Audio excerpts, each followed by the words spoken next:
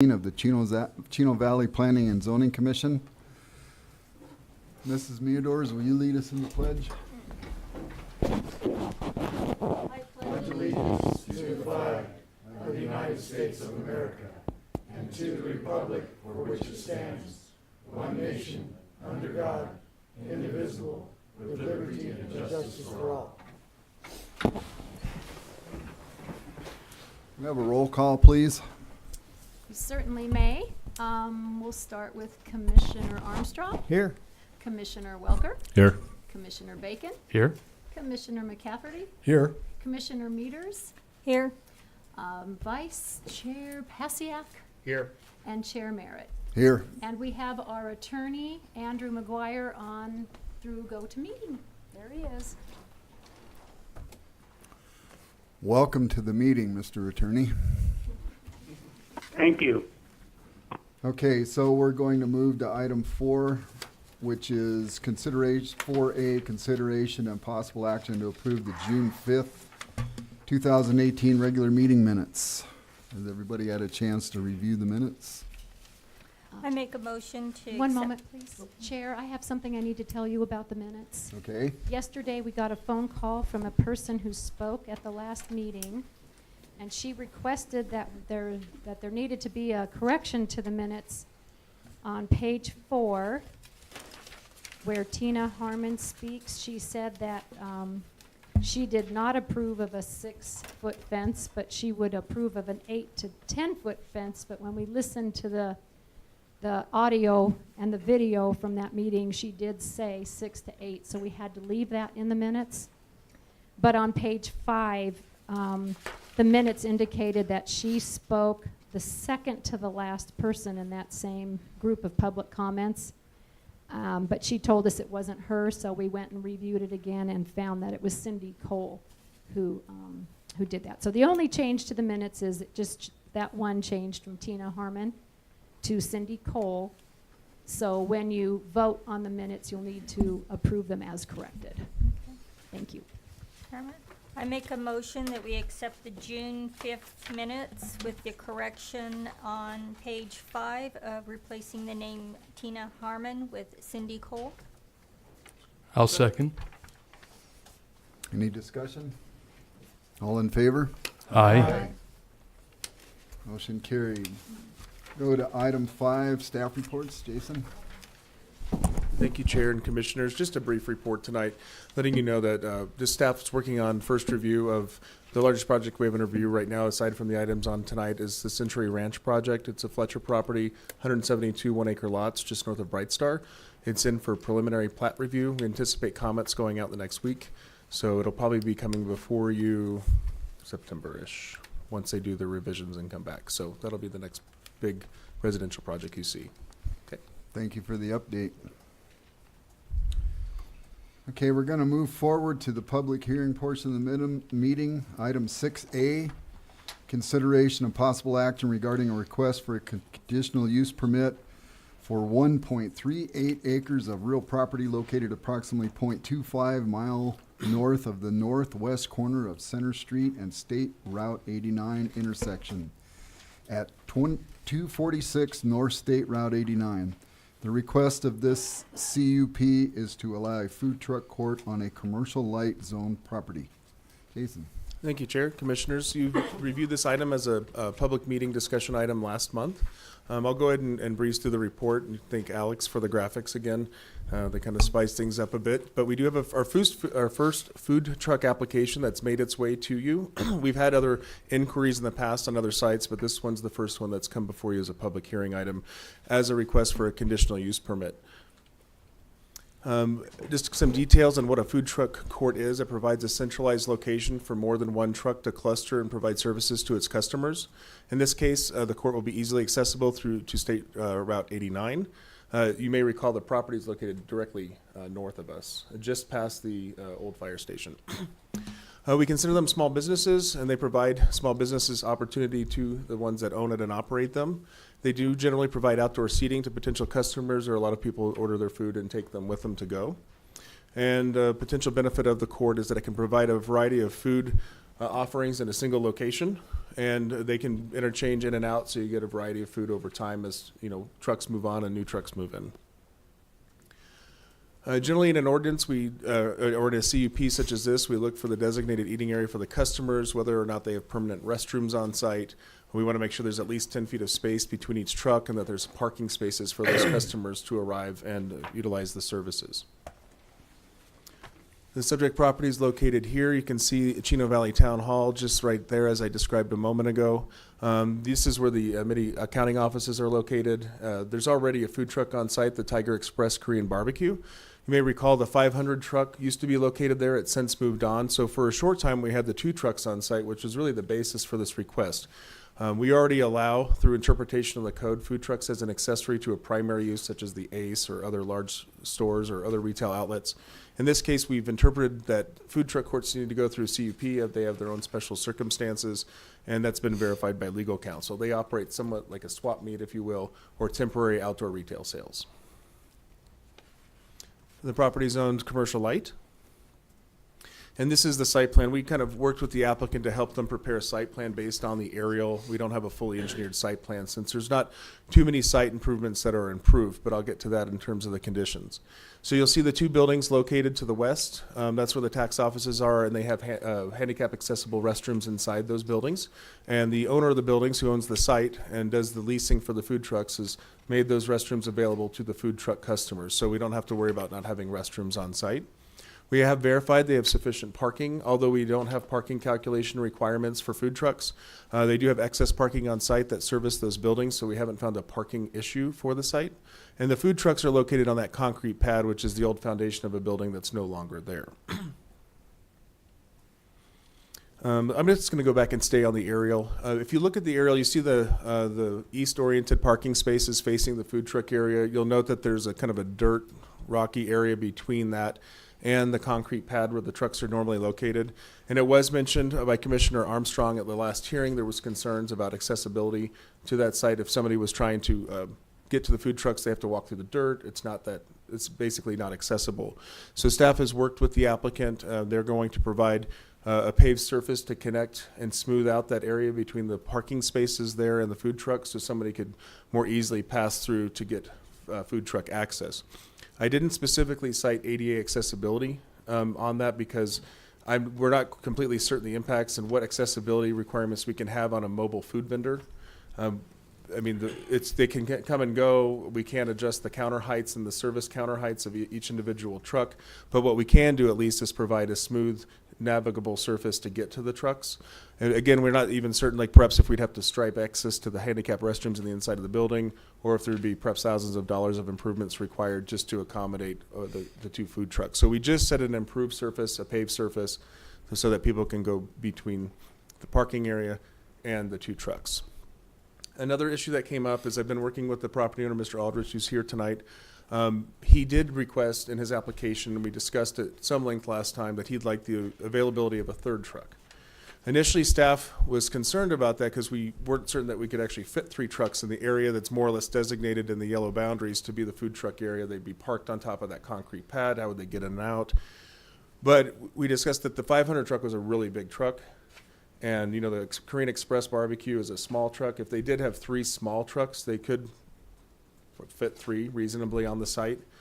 So his intention is to keep the food trucks on this within the yellow boundaries, and maybe they would allow some outdoor seating underneath where the open space is shown, where they have the mature trees. They might put some picnic tables there if anybody wanted to sit down there, or they may still have a table on the concrete pad in and around. Maybe the trucks around, kind of like a wagon circle, and they could have the tables there. I think staff's amenable to that, so I would suggest that staff will recommend that they could have up to 3 trucks rather than just the 2, subject to Development Services site plan approval. But we would keep the trucks in that area. Mr. Aldridge further said that in the future, should you want to entertain a 4th truck or even more, there'd likely be site improvements required in that open space area on the north side of the site, but that he would come back before you requesting an amendment for the CUP at that time, and we could discuss what would need to happen to the north side of the site, but that's not proposed tonight. So that said, staff's recommending approval subject to the revised recommendation to allow up to 3 trucks subject to the Development Services site plan approval. Thank you, Jason. Does any of the commissioners have any questions for Jason? I just wanted to clarify a couple of things. One, that the bathrooms that are available to be used there, they're ADA accessible bathrooms, ADA approved. And Chair Merritt, I was advised by the applicant that they were ADA accessible. Okay. Let's see, what else? And so the paving part that you're talking about is just the west side of the area between the parked cars and the concrete slab, correct? That is correct, Chair. It would be the area, I'm using the mouse, so on the video it'll be seen. It would be this area here to connect the concrete pad to the paving area so people aren't walking in the dirt. Okay. All right, anybody have any questions for Jason? Developmental Services is gonna handle looking at the water and the electric and the condition of the pad before this goes forward?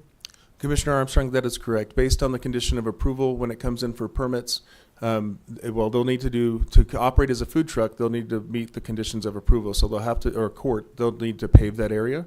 And then we'll have it inspected by either Jim or Dan to ensure that they not only have their electrical pedestals or any plumbing or anything that they need out there, that's taken care of. I don't believe they can have a permanent water source out there based on the nature of food trucks and Yavapai Environmental Services. They have to operate their water out of a different type of distribution. Great, thank you. The county's the enforcement arm of this, though, for the food truck operations, correct? Food truck for health and safety purposes, it's operated by Environmental Services at Yavapai. All right, thank you, Jason. Would the owner like to come up and speak? Sure. You're not required to, of course.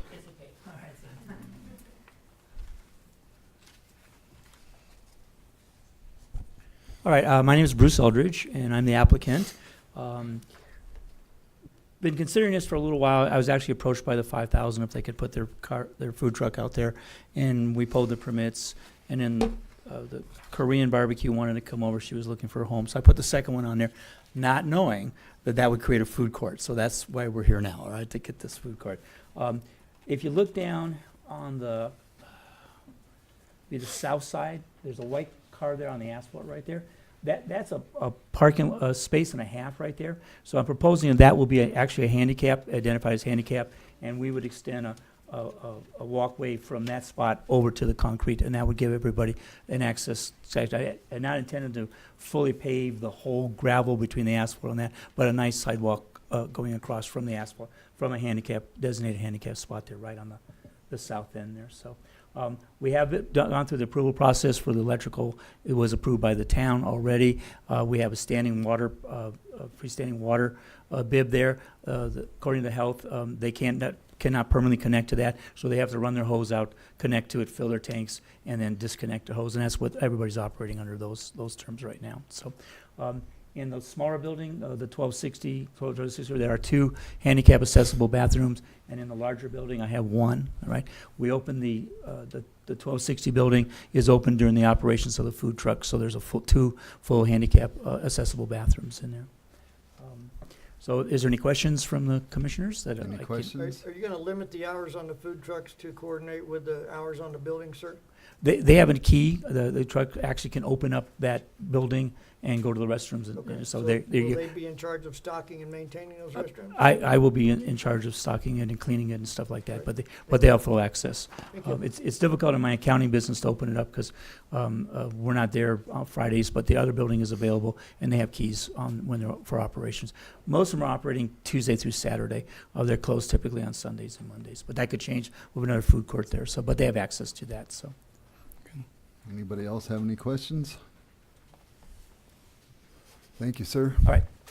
Jason, I'd like to clarify that the whole space along the parking areas, not just the corner one, is being required to be paved, and just to clarify that. Chairman, we haven't actually sat down and written out directly what it would be. I think that I need to speak with Dan, the building official, and we'll clarify how much paving we had. I'm a little concerned with having one sliver of it and then forcing the one. It's not just if somebody's in a chair, but if someone just is slightly immobile, I don't know that I like the idea of all the customers walking through the dirt. So we'll talk about a paving solution that works for joining those two spots. I'm not sure if it has to be the entire length, but I think it should be more than So a the building 4-foot sidewalk. department will be involved in that? Yes, I'll sit down with Dan and we'll work with the applicant. It's really just a small patch of property to pave. It's not a big cost issue. Right. Okay, Thank you. thank you, sir. Okay, we're gonna open the public portion of the meeting for this item only right now. Anybody would like to step up to the podium and speak, please step up and state your name.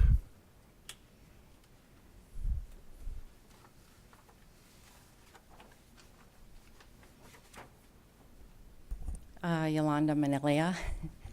My only question, I don't know anything about all this, but I am a business owner and I have a business.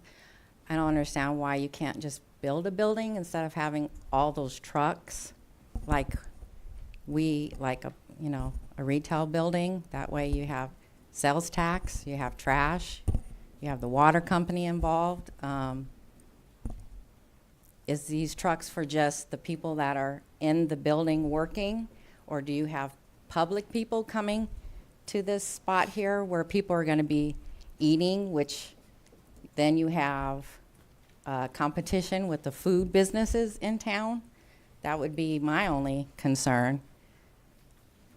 So, Thank you. yeah. Anybody else like to speak? Okay, we're gonna close the public portion of the meeting. Jason, would you maybe address some of that? And thank you. And I think a common concern, Chair, amongst municipalities and of course residents and business owners is, with food trucks and the proliferation of food trucks, they've become quite popular and they're continuing to be popular. House bill was recently passed to more or less let them go where they want to in public parking spaces as a single truck. The reason we're here tonight is because this is a cluster of trucks and it becomes something that we can regulate within reason. But the issue of, why can't they do a retail building? The owners and operators of these businesses have chosen to go into the mobile food vending business. They're now defined as a food service establishment like a restaurant, although they're mobile. So that's, something that was passed by the state legislature last year. It's effective this August. We'll need to update our code to accommodate that.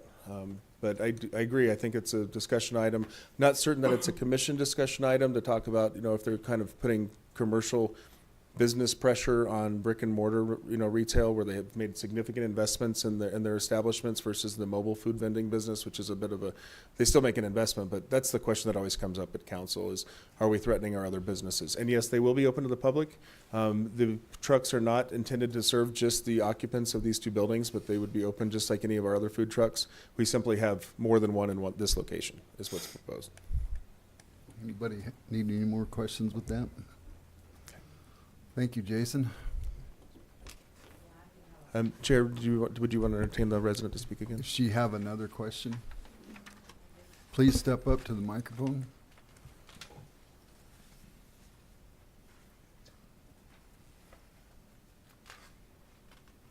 I don't have a food business. I have a retail store, 2 retail stores. I understand this food truck.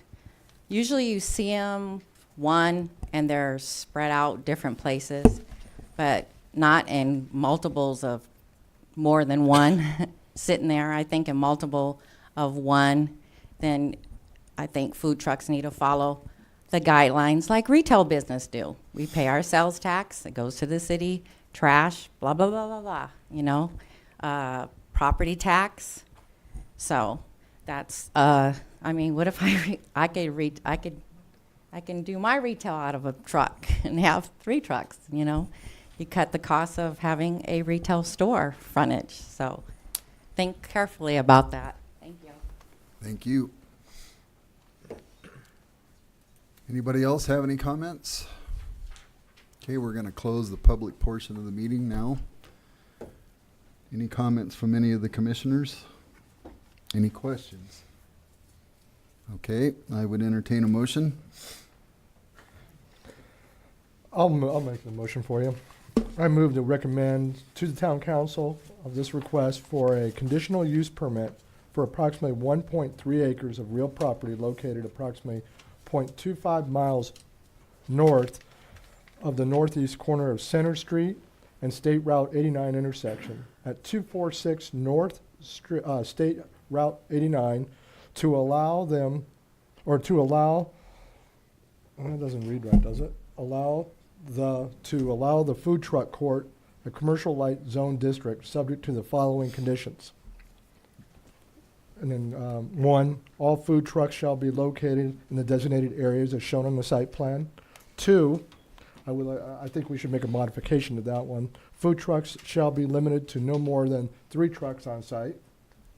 3, trash and recycle receptacles shall be provided on site and must be emptied and maintained. And number 4, paved access shall be provided between the parking area and the food truck court. Okay, we have a motion. Do we have a second? I'll second. We have a motion and a second. Do we have any discussion on this? All in favor? Aye. Anybody opposed? Motion is carried.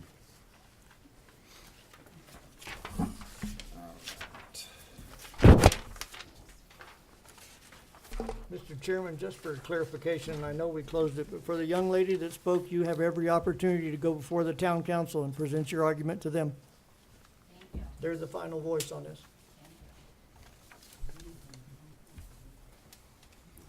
All right, we're going to move forward to item 6B, consideration and possible action regarding a request for a conditional use permit for .55 acres of real property located at the southwest corner of North Road 1 East and East Road 3 North at 985 East Road 3 North. The requested conditional use permit will allow the existing single-family residential use within a commercial light zoning district. Alex.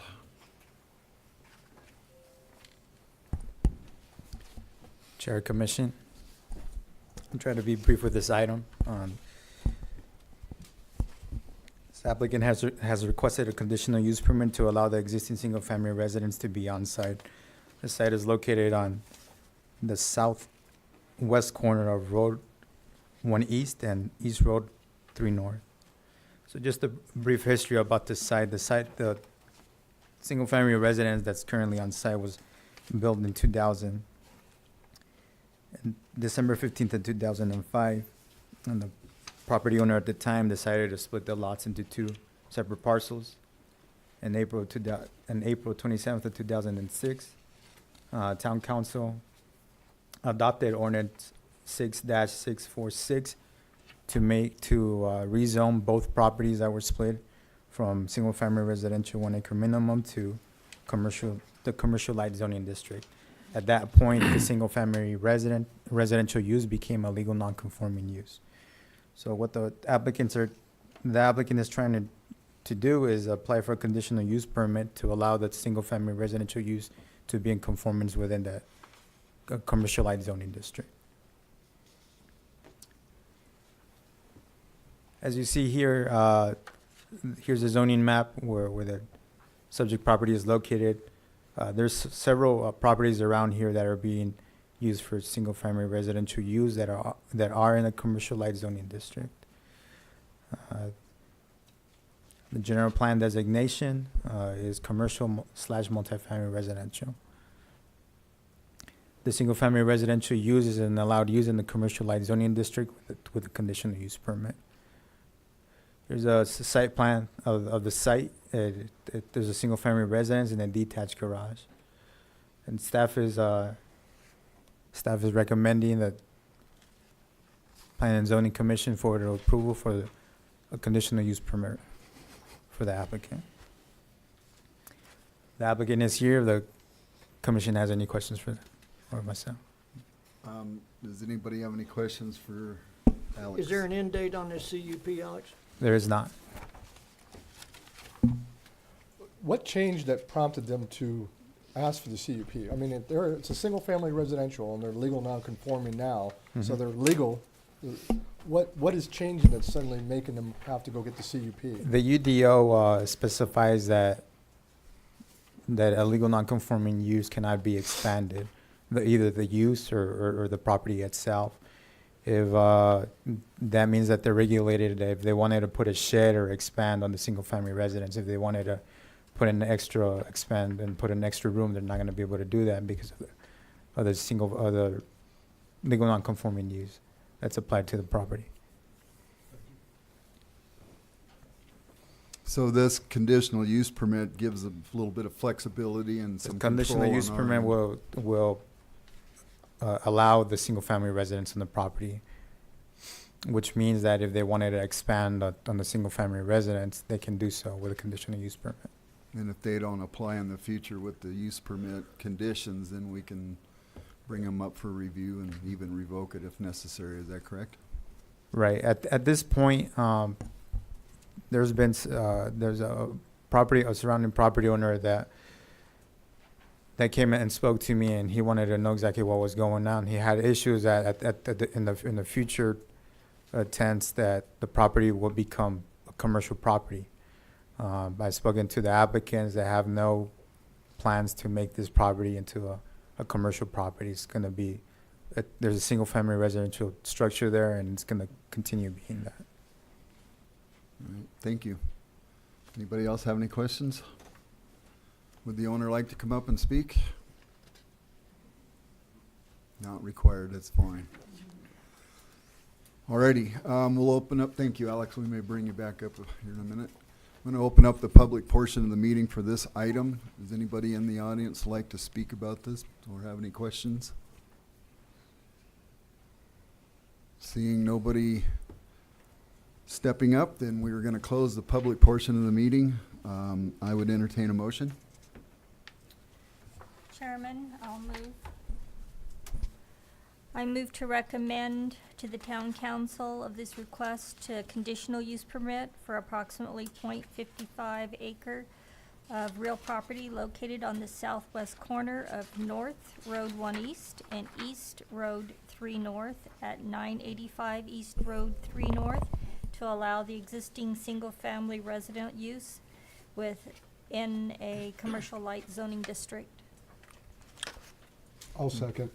Okay, we have a motion and a second. Any discussion, any questions? Comment. Comment? Okay. Comment, the motion was for approval, because all I heard was I moved to recommend, and I didn't hear if it was for approval or denial. And I think that point was also on 6A, that it was just a recommendation, and I'm anticipating it was for approval, but I can't remember if I heard approval or denial on it. All right, well, we can clarify this one. For approval. All right. Thank you. Any other questions, comments?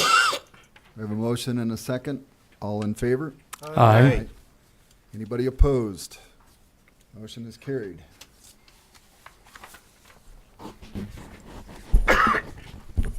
And I'm pretty confident that 6A was for approval.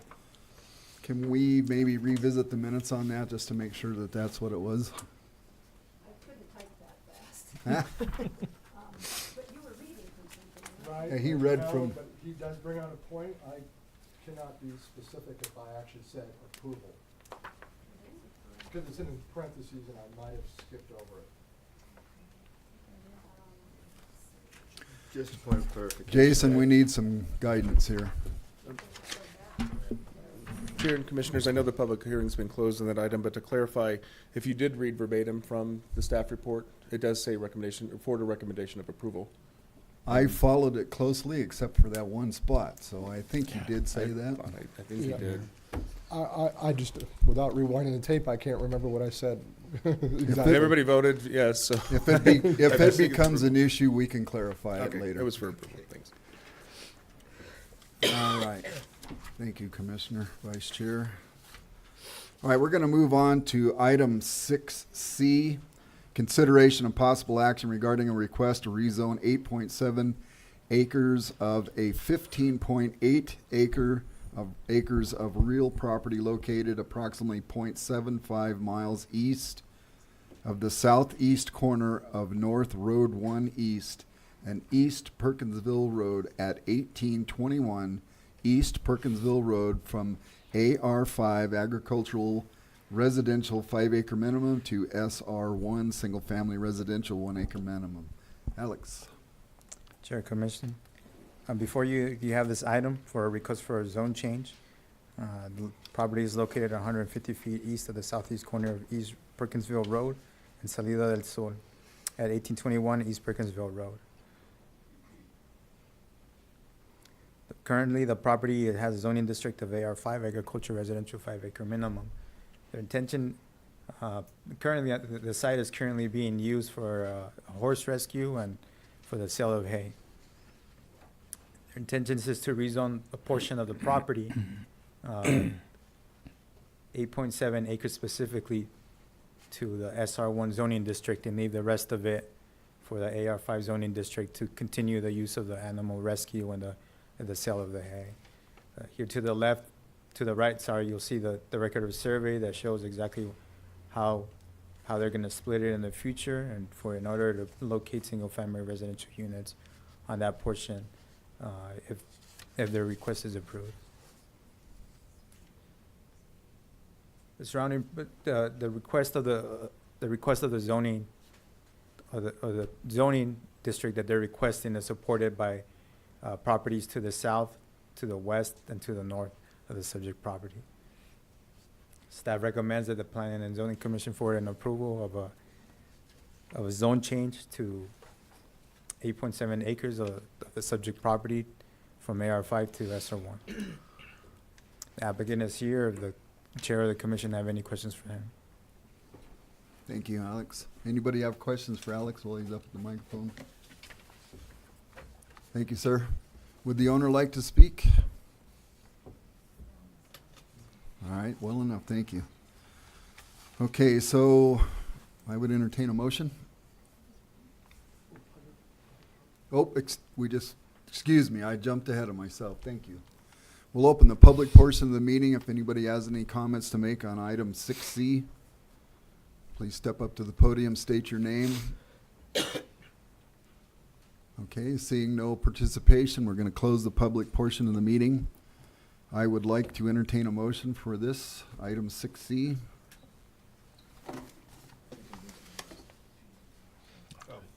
Chairman, I recommend to approval to the town council this request to rezone approximately 8.7 acres of 15.8 acres of real property located approximately 150 feet east of the southeast corner of Perkinsville Road and Saldina del Sol at 1821 East Perkinsville Road from AR5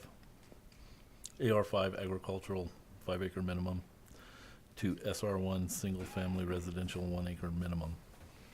Okay, we have a motion. Do we have a second? Second. We have a motion and a second. Any discussion, any questions?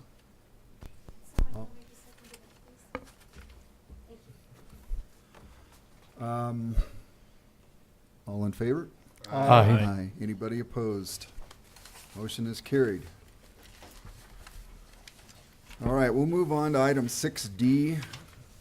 Consideration of possible action regarding a request to rezone 6.85 acres of real property generally located approximately 1,400 feet west of State Route 89 and 620 feet south of West Road 2 North at 740 West Road 1 North from multiple MR1, multiple family residential 1-acre minimum zoning district to an MR1 PAD, multiple family residential 1-acre minimum planned area development with a planned area development overlay zoning district to modify the density development standard in the MR1 zoning district. Jason. Thank you, Chairman and Commissioners. I imagine this is why most of the people are here tonight. This case was brought before you last month as a discussion item, and we had a public meeting on it, and we took significant public input and had significant P&Z discussion on it. Tonight, we have, just as an advisory at the request of the commission, we did expand the notification requirements for this site from 300 feet as required by code to 1,000 feet, which is the maximum buffer radius we can use on the Yavapai County mapping system. So that said, we expanded it to 1,000 feet, as well as included a couple of lots outside of that that are on the subdivision to the south, so we can include that whole cul-de-sac street subdivision. So wanted you all to know that we may have new attendees tonight that didn't participate in the last meeting based on that or because they couldn't attend last month. What we'd like to do before I get started is staff does have a suggestion. Of course, the commission can take that advice or do as they wish. What I'd like to do is suggest that we proceed as kind of like a take two, or we just proceed from where we left off. However, staff would like to do kind of a brief refresher presentation. It's the same PowerPoint you saw last month with just a couple updates on citizen input. The applicant is here tonight with the full team. So we have the applicant representative, Ms. Mayday. We have the applicant, who's the developer of the prospective developer. We have the landowner. We also have the project architect and the project engineer. So we have the full-fledged team for a variety of question types. I'll let Ms. Mayday refer to her members of her team as needed. But I'd like to do my presentation. I'll pass it on to you, and the applicant has prepared their own PowerPoint presentation, so I'll toggle over to that and then allow them to move forward.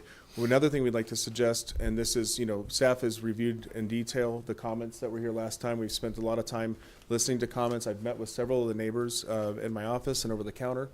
I know that many of you have rewatched the media clip. It was a 2.5-hour meeting. The applicant themselves, all of their team members, as I understand, have also viewed the media clip, so they're familiar as well to take the time and listen to the public's comments. And Ms. Mayday has also done quite a bit more outreach to the communities since last month, so there's been a lot of interaction. I would suggest that the neighbors, and in respect for time, if those that spoke last time, understanding that we do respect their comments from last time, we're continuing on with this, that if they have new points, that they save their comments for any new points, and for anybody that didn't speak last time, they have the opportunity to speak tonight. So that said, I'd like to just kind of refresh everyone with the project details, and then of course we can allow the applicant to move forward with their presentation. So the planned area development request is for the property outlined in yellow, and it's located south of Road 2 North, west of State Route 89. It's located south of a prospective platted commercial subdivision known as Heritage Place. As you can see, the orange lines there where the lots and the dedicated streets are. So the property is not located directly on 2 North, but rather south, and it abuts the Chino Grove subdivision. Outlined in blue here on a different perspective, you can see the property, you can see the homes quite clearly, and that to the south. You can see the equestrian facility to the west, vacant property more or less to the north and to the east. It's 6.85 acres. It's currently zoned already for multifamily, which allows up to 14.5 units per acre. The request is to do a planned area development overlay, more or less modifying the existing underlying zoning with that planned area development overlay to allow upwards of about 28 units per acre. So it's nearly a double. It's just less than double increase in the prospective density. The zoning map details here show commercial light to the north as described. This commercial AR5 to the east for that large property that's vacant. Single family residential 1 lot minimum to the south and to the west. We did discuss last time briefly the other approved apartment complexes in the general vicinity of 2 North and the 89. The Hawks Nest planned area development has approved for 224 units in 2 phases over 15 acres. I think we talked about what that relative density would be, 16 to 18. I don't recall off the top of my head, but you can see the breakdown, 1 bedroom and 2 bedroom units. So they were approved with their planned area development overlay for a couple units an acre over what current code allows for the MR1 district. And then if you look to the east, the Village North planned area development was approved as well, I think a little over a year ago, at least a year and a half ago, for 156 units in 3 phases. A total of 156 units in that breakdown you see there. We have recently had a pre-application meeting, if you will. It's called a feasibility meeting, to discuss an alternate plan for development. The prospective multifamily developer has since abandoned their plans for this site. They're looking at doing a mobile home park and self-storage facility on the property. They have not resubmitted plans or any formal applications, but it looks like they're not intending to do apartments there any longer behind the Safeway. So the planned area development requires a development plan or more or less a site plan. You've seen this before. Four buildings. They're nearly all identical with the same number of units. 48 in each. It's 16 units per floor. So that's where you get the 48 from. Numbers up to 192 units across the 4 buildings. They're located here, as you can see, 1, 2, 3, and 4. When we reference which buildings, some people have concerns about individual buildings, so just remember 1 is the closest to 2 North and 4 is closest to the Maple Grove subdivision. They're all set back about 100 feet or more from any of the perimeter property lines, except for building 1 is a bit closer. You can see in that northeast corner, the corner of that building where it's turned is just slightly closer, is to the west property line. These are the conceptual building elevations. I believe the applicant has provided color elevations for you in their presentation, so you'll see what they look like in color. These are more kind of technical black line drawings, but you can see kind of the roof line and the windows and all that such. They're not providing outdoor patios or balconies. As you can see, all the units are enclosed. They take access from an interior hallway with access at both building ends. This is the breakdown of the ground floor square footage, second and third floor, total square footage and overall lot coverage, and the floor area ratio for the site. This is really technical for a lot of people. This is just confirming that they do meet current MR1 development standards across the board with the exception of density. So we've looked at the setbacks and the building height, square footages, lot coverage, et cetera, and they do meet, and the parking area requirements, they do currently meet all of the other requirements of the district except for the proposed density. I do want to clarify, we're going to get into this later. One of the bigger concerns, aside from the number of units, is simply the idea of a third floor. We don't have any third floor apartment buildings in the town at this time. This would be the first. They are able to fit three living floors, and the 35-foot maximum building height. The code is silent on restrictions regarding the number of floors you can have. It just says a building height, and so they're able to propose this without asking for a deviation from code. They just were able to make it fit. We do have three types of signs associated with the project. I have a monument sign at the entrance as is proposed, a freestanding directional signage so you know which building is where and where the units are, as well as that wall signage. This is an example of the color and materials palette. We've got 4 tones of colors. You've got the signage there, and it's all EFIS or stucco finish. This is the conceptual landscape plan, kind of more clearly shows where the open spaces, parking, and the building locations are. It outlines where their amenity areas are, such as their ramadas and seating, barbecues, a bocce ball, et cetera, and their kind of perimeter landscaping. And working with the applicant, since our study session that you saw at least a couple months ago, I think 3 months ago now, the applicant has added a 6-foot masonry wall along the south property line. They did not want to add the second double row of trees along the south property line. I have added it as a staff recommendation to add a second row of trees to create what we call a, quote, green wall. As those trees mature, when you have double rows of trees offset, they eventually kind of appear to grow together, creating a green screen that would block the view of the buildings. As stated in the last meeting, it does take time for those trees to grow, as noted by the concerned residents that they'd still have to see the buildings for quite some time as those trees grow. But we did put that as a recommendation, included in the recommendation. Should you support the project and move for approval, we would like to keep that in there. The since study session and as described in our last meeting, we did ask the applicant to outline all of the amenities and features of the project so you could more clearly see what they're proposing in their package.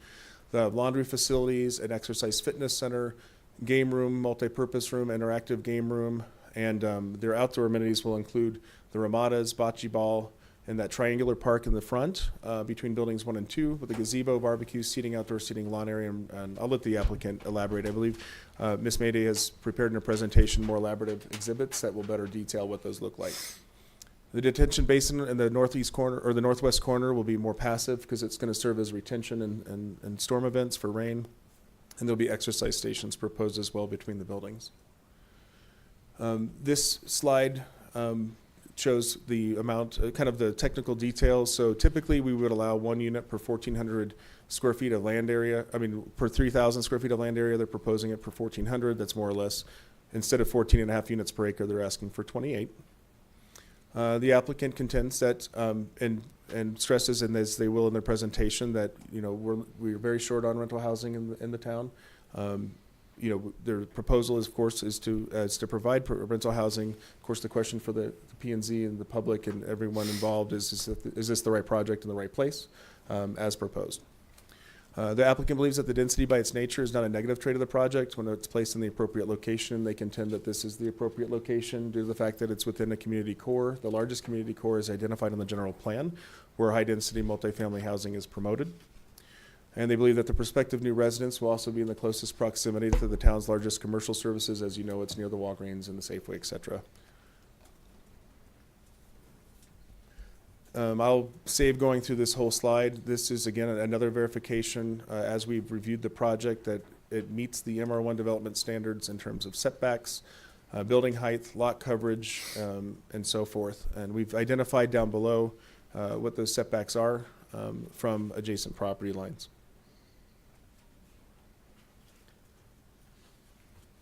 And this is another technical exhibit that more clearly, well, it doesn't look clear from here, but it illustrates what those setbacks are in red, so you can see it more quickly on the site plan. The site plan is a black line drawing. You have to kind of search for it. This is kind of trying to make it pop out so you can see it. I'd like to go through citizens review and public hearing process. We've worked with the applicant to ensure for a relatively complex project with perceived impacts or strong impacts on the adjacent neighborhood in this area of 2 North, that we've gone through and vetted the project through a number of notifications to the public and meetings. So back on March 8th, we did the standard 300-foot radius notification of the project. We've received ongoing emails, phone calls, written letters. I will state in general they're predominantly or universally in opposition to the project for a number of reasons, as were vetted in the last meeting we had last month. We've had several property owners come in and speak to us at the counter. Again, like I said, I've had a few in my office to talk about the project. This item came before you on March 20th as a study session item. That's where I presented it briefly to you. You were able to ask questions of me. The applicant's representative briefly spoke. And it was really an information sharing. And then we brought it back to you last month as June 5th as a discussion item. Further, on March 26th, applicant representative Ms. Mayday, the project architect, Mr. Fergus, and the developer were in attendance for a neighborhood meeting that was held in this room, where they talked about details of the project, and then the neighbors had an opportunity to interact with the applicant representative. So last month, this is what we've added to the PowerPoint since you last saw this. We just discussed the public comment that was concerned last time. Again, we talked a lot about density. We talked about building height primarily related to the 3rd floor. There was concern about horses to the west and how they would interact perhaps with residents or children of this property that are expected to live in the units if this were to be approved, and impacts to neighboring property values. We talked about traffic, the safety of school children walking to the school to the west on the north side of the street where there's basically no shoulder. A variety of issues. And again, I've listened, I rewatched the 2.5-hour tape, so they're very familiar to me. They're very familiar to the people here who feel very strongly about this project. And I know that you've all listened to it, so I won't rehash all of those items here tonight. You're well aware of the concerns on this project, and I'd be happy to answer those questions. It was also asked for me at that time to notify a larger radius on this project, so we went up to 1,000 feet. And so we sent out those letters of notification in time to properly post for tonight's meeting, as well as the council meeting on the 24th. So we do have additional residents that have been notified. Further, it was front page of the Chino Valley Review after the last B&Z meeting. So there's a lot of word out there on the street that this project is pending. And I hope that I hope the residents and I hope the commission feel that we've properly noticed and advertised for this project so the community feels that they can have their say. And I hope they're here tonight to speak their piece on this item, as I discussed when I introduced the project. We have numbers of conditions in the recommendation to move this project forward, should this project be supported by P&Z after tonight's discussion. I will remind you, you have several options related to tonight. It is on for public action. You can recommend approval subject to staff conditions. You can recommend approval subject to modified conditions, however you see fit based on testimony tonight. You can recommend denial, which is a hard denial without conditions, or you can move to continue the item based on the request of commission, public, or the applicant itself should they ask for a continuance to the next regularly scheduled P&Z meeting. So you have those 4 options before you. Anyone you're welcome to take. I just wanted you all to know what your options were once you conclude and close the public hearing. We have suggested that the project would have to substantially conform with all exhibits provided by the applicant, that the double row of trees would be provided as a green wall, if you will, on the south property line. All mature trees that can be preserved will be preserved, and that we have the commitment from the applicant on that. I believe some of the trees may be dying and may not be able to be saved. Further, you'll see that we have extensive conditions here. The traffic impact study was prepared for this project as well as for the overall area. We're very concerned about the 2 north improvements that are going to be necessary in the short and long term, as well as the intersection with the 89. We are looking at a possible improvement district. This is a long process. It takes about a year to establish for how do we fund, whether the town does it through a variety of means, improvements to 2 north to allow a single lane of traffic in both directions, as well as a striped median. That would allow turning movements to occur within the striped median into and out of this project or any other project that comes on, such as Hawks Nest or development to the northwest and the commercial subdivision immediately north of this. But in the meantime, staff will not support the project unless the following items are provided by the developer as improvements, off-site improvements that we believe serve to mitigate impacts of this project and safely move vehicles and pedestrians into and out of this project to North to the commercial shopping center. You'll note in this, we do not have a requirement to pave a sidewalk all the way to the school. Of course, that's a huge concern, but we're concerned is from a legal perspective, it could be considered an overreach to have off-site improvements that lengthy and that far away from the property to the school that we may not legally be able to actually bind a prospective developer of this property to do so. It's not that it's not a concern, it's a huge concern. We're looking at other means of remedying that situation because with the very small shoulder on the road, it's dangerous for people to walk or ride their bikes on the shoulder of 2 North. They will need to do drainage improvements on the property as well. There may be drainage improvements required on the commercial property because water flows to the northeast. There'll be paving improvements. If you see item B, the commercial subdivision is platted. We have roads dedicated to the street, but there's no improvements.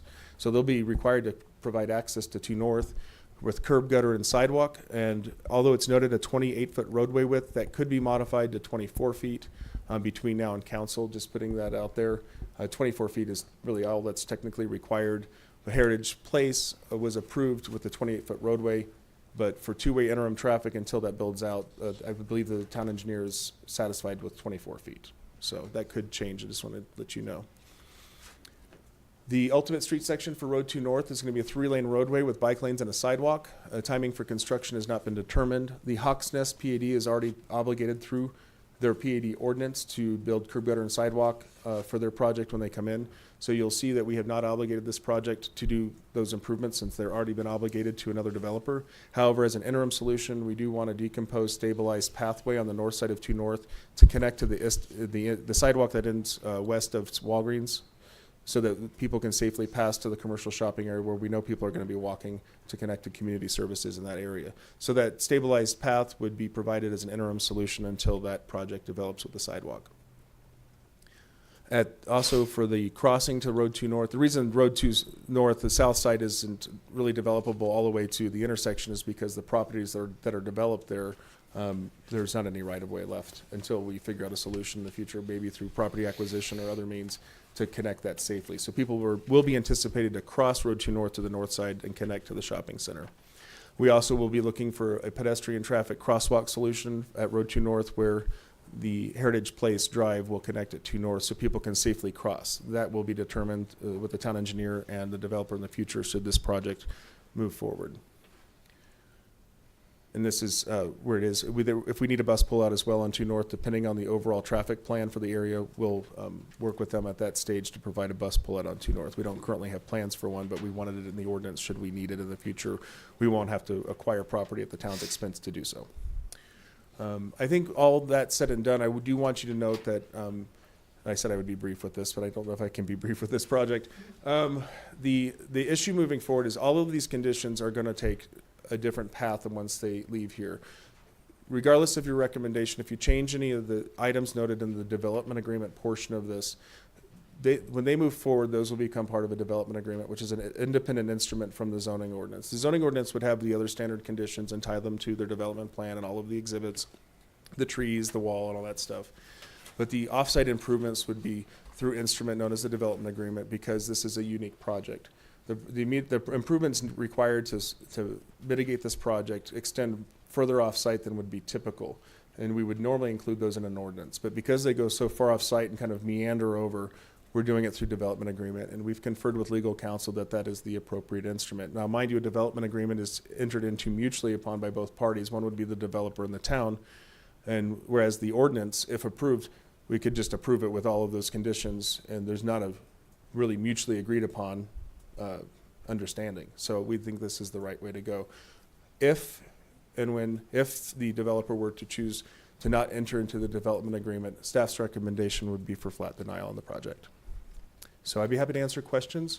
Again, the applicant's got a PowerPoint presentation I'm going to pull up in a moment. We can toggle back and forth if we need to, and of course we have the public here for the public hearing. So I'll be happy to help the public manage the exhibits. If any of you would like to see the aerials or the development plan or the landscape plan, I can step up and toggle on the exhibits for you if you need some help. Thank you, Jason. Before you leave the podium, does any of the commissioners have any questions, comments? Jason, are we dependent upon Hawks Nest and Heritage Place for this to do a whole bunch of these projects? It seems like we're waiting on somebody in the future. We don't have any updates from Hawks Nest or Heritage Place, do we? Chair and Commissioner Armstrong, we did meet with Mr. Bard, the owner of the commercial subdivision. He doesn't have any development plans that I'm aware of at this time. That said, that's why we're asking for curb gutter, sidewalk, and 24 feet of paving to connect it to north. For Hawks Nest, I have met with prospective developers of the single-family residential portion of that project. I don't have an update from them that they're choosing to move forward at this time. Those meetings occurred approximately 2.5, 3 months ago. Okay. And again, yes, that's correct. We are waiting on them. They're obligated by ordinance when and if they develop. Any other questions? Just one comment. Because the project is so far off of 2 North, we really cannot require them to put a sidewalk in along 2 North as part of the project. You stated that earlier. Chair and Commissioners, I think the project was submitted without any sidewalk improvements anywhere. It was just going to be paving to 2 North, and then we all worked together to get a traffic impact analysis, not just for this project, but for the whole area.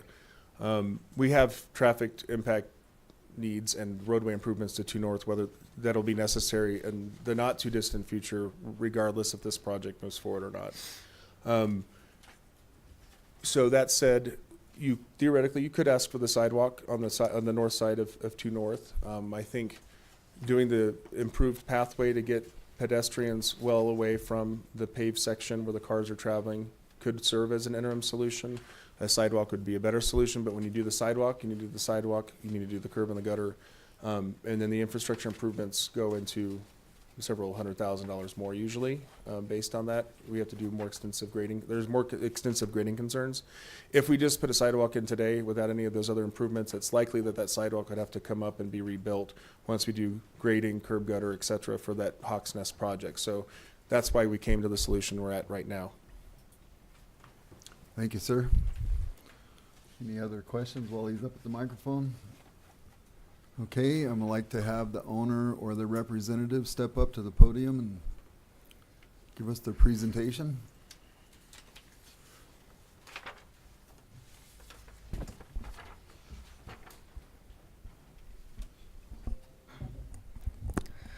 Good evening, Chairman Merritt and Commissioners. Thank you, Jason, for that run-through of the project and the details that the Commission has seen so far.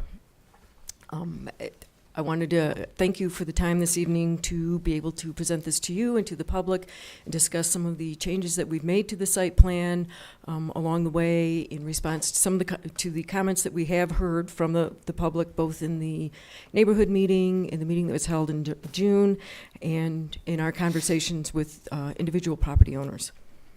For those of you who don't know me, my name is Ruth Mayday. I have been retained by Ferguson Harding. Chris Fergus is in attendance this evening. He's a project architect to help with the entitlement process.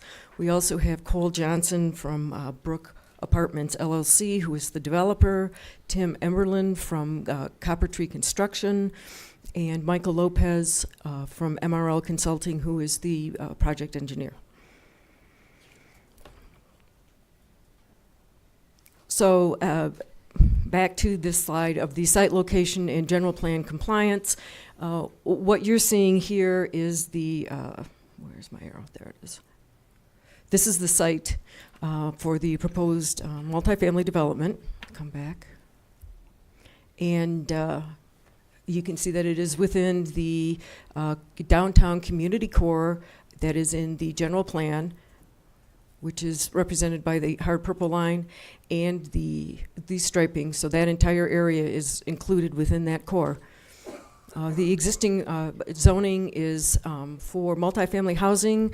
It was previously approved as a assisted living facility. The developers decided to pursue multifamily housing at this point rather than the assisted living facility. So the use that we are proposing is in compliance with the underlying zoning. The purpose for the PAD is so that we can develop a site plan and that provides more than what is allowed or required as a minimum for the community and by the UDO standards, and to be able to increase the density of this project. So I want to talk a little bit about why this project is here, what we're talking about, and the source documents that we've referenced in developing this project. First, we've gone to the general plan to talk about the actual plan that the town has, and in the community vision in the general plan, this statement is made that the town of Chino Valley is a community looking to its future that envisions diverse business and employment expansion, varieties in housings and options in transportation, all while maintaining its valued farming heritage, recreation and environmental assets, and its small town image. So the general plan recognizes at its outset that there is a need for a variety of housing options. Right now, the preponderance of the homes and properties in Chino Valley are on 1 acre, and they're all single-family residential. Within the last 10, 15 years, there has been the development of 2 subdivisions that we are more of a more urban nature, higher concentration, where you are seeing lots that are between 7,000 and 10,000 square feet. But the typical really is the 1 acre single-family residential. The general plan is important because it's developed by the town, it's developed by the citizens. There's a public participation process that is required by law, that it was followed in holding meetings and discussion and taking public comment for this plan. It was ratified by the voters in November of 2014, and Town Council approved the document before it was ratified in May of 2014. So the first expected development that's called out in the general plan is this major community/downtown core, which we're all familiar with right here, which this project is a part of. The single goal of the land use element in the general plan is to focus on the development of community cores and on lifestyle choices in land use. That's the only goal in that element of the general plan.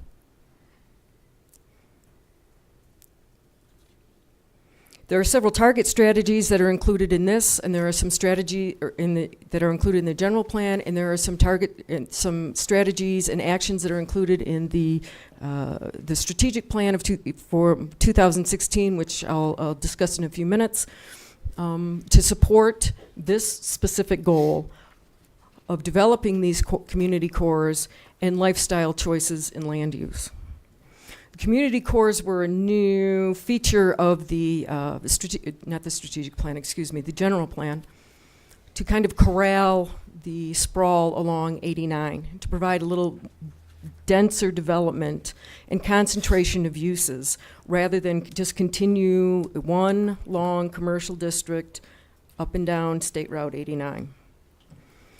Each one of these cores is intended to have a specific kind of focus use, entertainment. Obviously, downtown would be shopping, employment, medical services, combined with housing and higher density housing, so that people can live and walk to work, walk to where they want to shop in a more compact urban environment. Now, that may seem counterintuitive to preserving the open space and the rural nature of Chino Valley. Why are we having this high density in Chino Valley? It's a rural town. It should be spread out. When you do that spreading out rather than concentrating, you're eating up more land faster. So what you're seeing is, for instance, with this project at 192 units, if this were translated into a single-family residential subdivision of a typical urban nature, a 7,000 square foot lot, you're talking about 48 acres of land, roughly, plus about another 5 to 10 acres for things like streets, sidewalks, roads, setbacks, parks, recreational things, and so forth. So rather than eat up over 50 acres, we've concentrated that development onto this roughly 7 acre parcel. If you look at the general plan again, further on, it talks about expanding the community core from its current configuration that includes mostly just the intersection of 2 North and 89, expanding it west out to Reed Road, north to include the town offices at 3 North, the senior center, Memory Park, include the schools on the east side of 89 on 1 East. So the general plan doesn't look just at this core as it's drawn here, but the fact that this core should expand and encompass more land rather than less.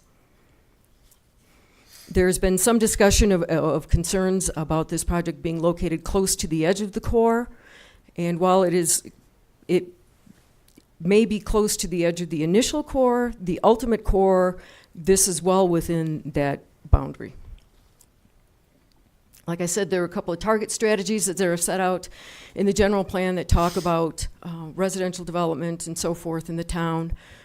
The emphasis throughout these comments is to encourage growth, to encourage different kinds of housing rather than just a single-family residential.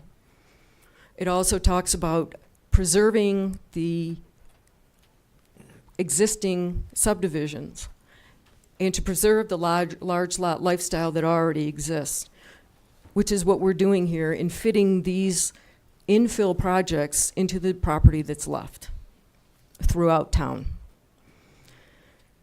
It also talks about these target strategies also talk about striving for developments that fulfill the community vision, which speaks to the need for varieties of housing in the general plan.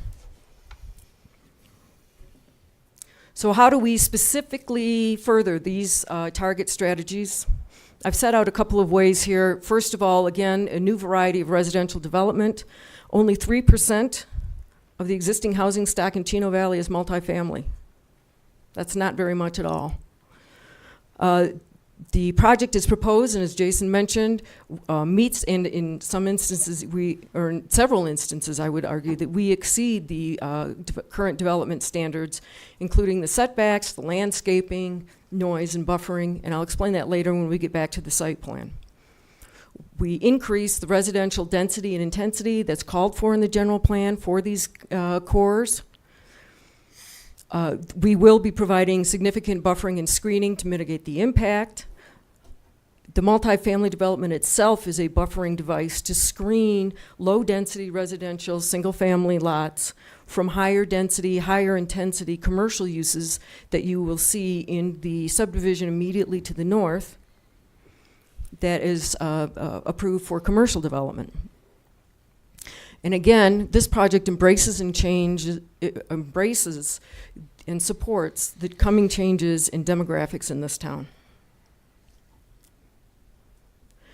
The strategic plan 2016 was developed late 15, early 2016 when town council and staff sat down together and worked out some specific priorities and steps and measures to be taken, actions that can be taken to effectuate the general plan in essence. One of the opening statements in that document is that, like many rural communities in Arizona, Chino Valley has to focus its efforts on the goals and objectives that will best serve the community, laying the foundation for sustainable, practical growth and success. So rather than go through the whole strategic plan, I'm going to focus on a couple of the key result areas that are impacted by this development. First of all, creating a self-sustaining condition for the enterprise funds, the sewer and the water. The expansion of these utilities is crucial to economic development in the town. It won't happen without expansion of sewer and water service throughout town. That's why you see the limited development that we do have, and where those utilities have been extended is where you've seen the growth. So in working with the town, and in the town working with developers, it makes it easier and less expensive all the way around for everyone to contribute to be able to create districts, and we're pleased to hear that the town is still considering that, that will finance the expansion of these infrastructure needs for the development community. The water system is still, I believe, operating at a deficit. And the sewer system is now operating in the black. The town has worked very hard in getting a number of contracts and things rearranged, buying the wastewater treatment plant, upgrading it to provide a better system and to be able to get it to the point where it is self-sustaining. This addition of these 192 units will provide a number of additional connections, monthly bills that will be paid, and help shore up those enterprise funds that are currently just breaking even. So how does this project contribute to the strong fiscal health for the town? Well, the town charges a rental tax, 3%, so we're estimating that's about $60,000 a year. 192 water accounts at approximately $42 a month would be another $96,000. And 192 new sewer accounts at $62 a month would be just shy of $150,000. So we're just below about $300,000 annually to the town's coffers. Construction sales tax for this project, we are estimating at $430,000, and the building permit fees at over over $500,000 at $532,000. The other key result area I wanted to talk about is number 2, which is the sustainable economic and community development. This is not an either-or situation. You can have sustainable growth, you can have development, and you can have a rural atmosphere. They're not mutually exclusive. You just have to be careful about how you proceed with them. That's why we have general plans, is so that we have a roadmap of how to develop this community, keep the things we like, and add those things that we need. So this key result area talks about new opportunities of directing energies towards those actions that result in commercial, industrial, and residential development across economic strata. Rather than focus on one, a rising tide lifts all boats. So let's make sure everybody is able to benefit from what it is that the town is doing. Providing housing that people can afford, that is safe to live in, is an important feature of that. Again, as Jason mentioned, and I've said several times, there's a scarcity of rental housing in this area, not just in Chino Valley, but in the Quad City region as a whole. So to be able to bring some of this much needed housing to the community is something that will benefit everyone. Now people will have a clean, safe place to live that they can afford to pay for, rather than having to rent what they can find, if they can find anything at all.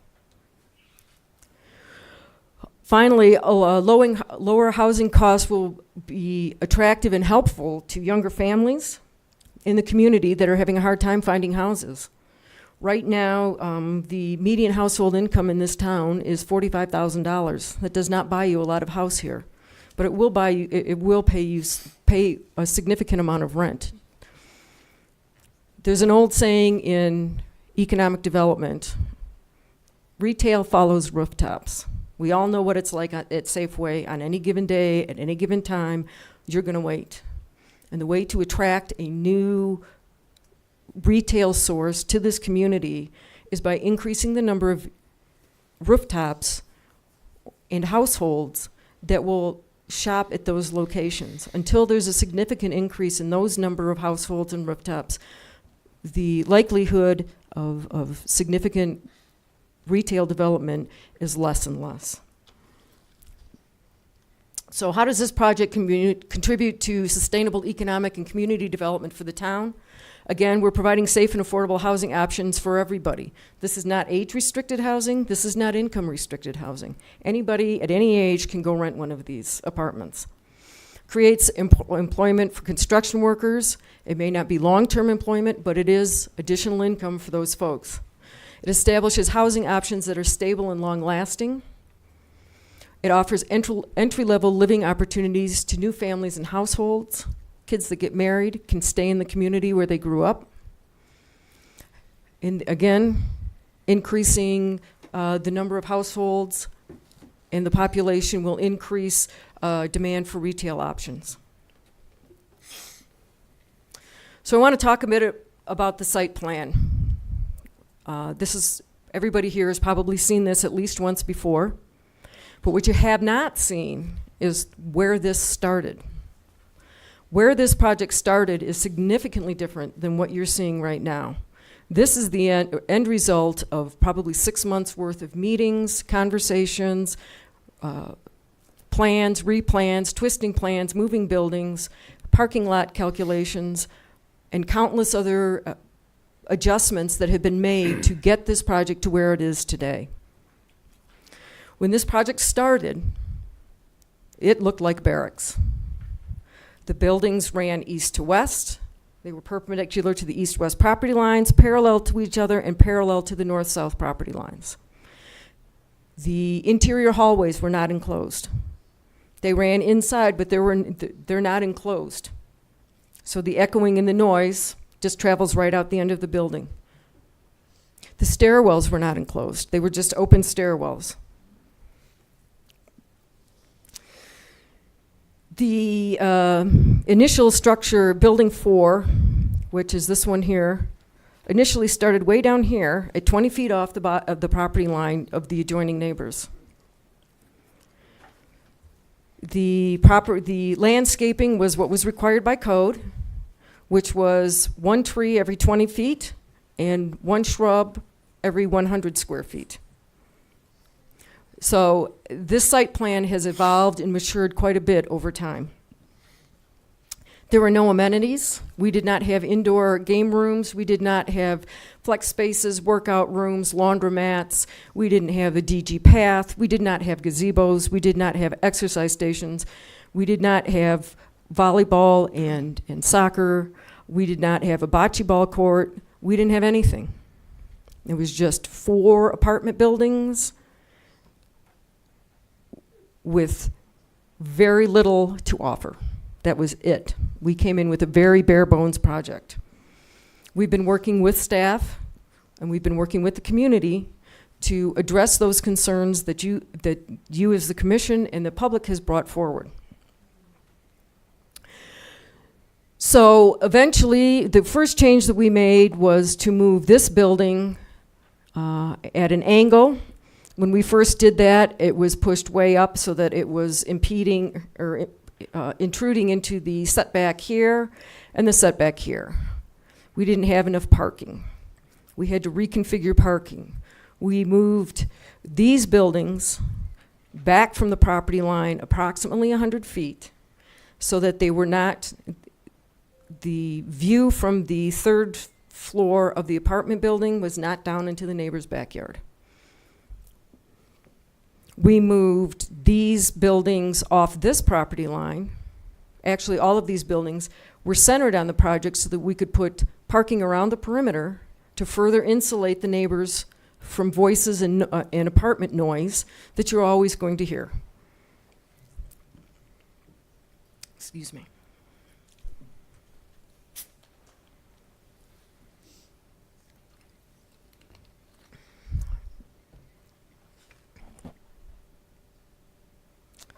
And this did it again.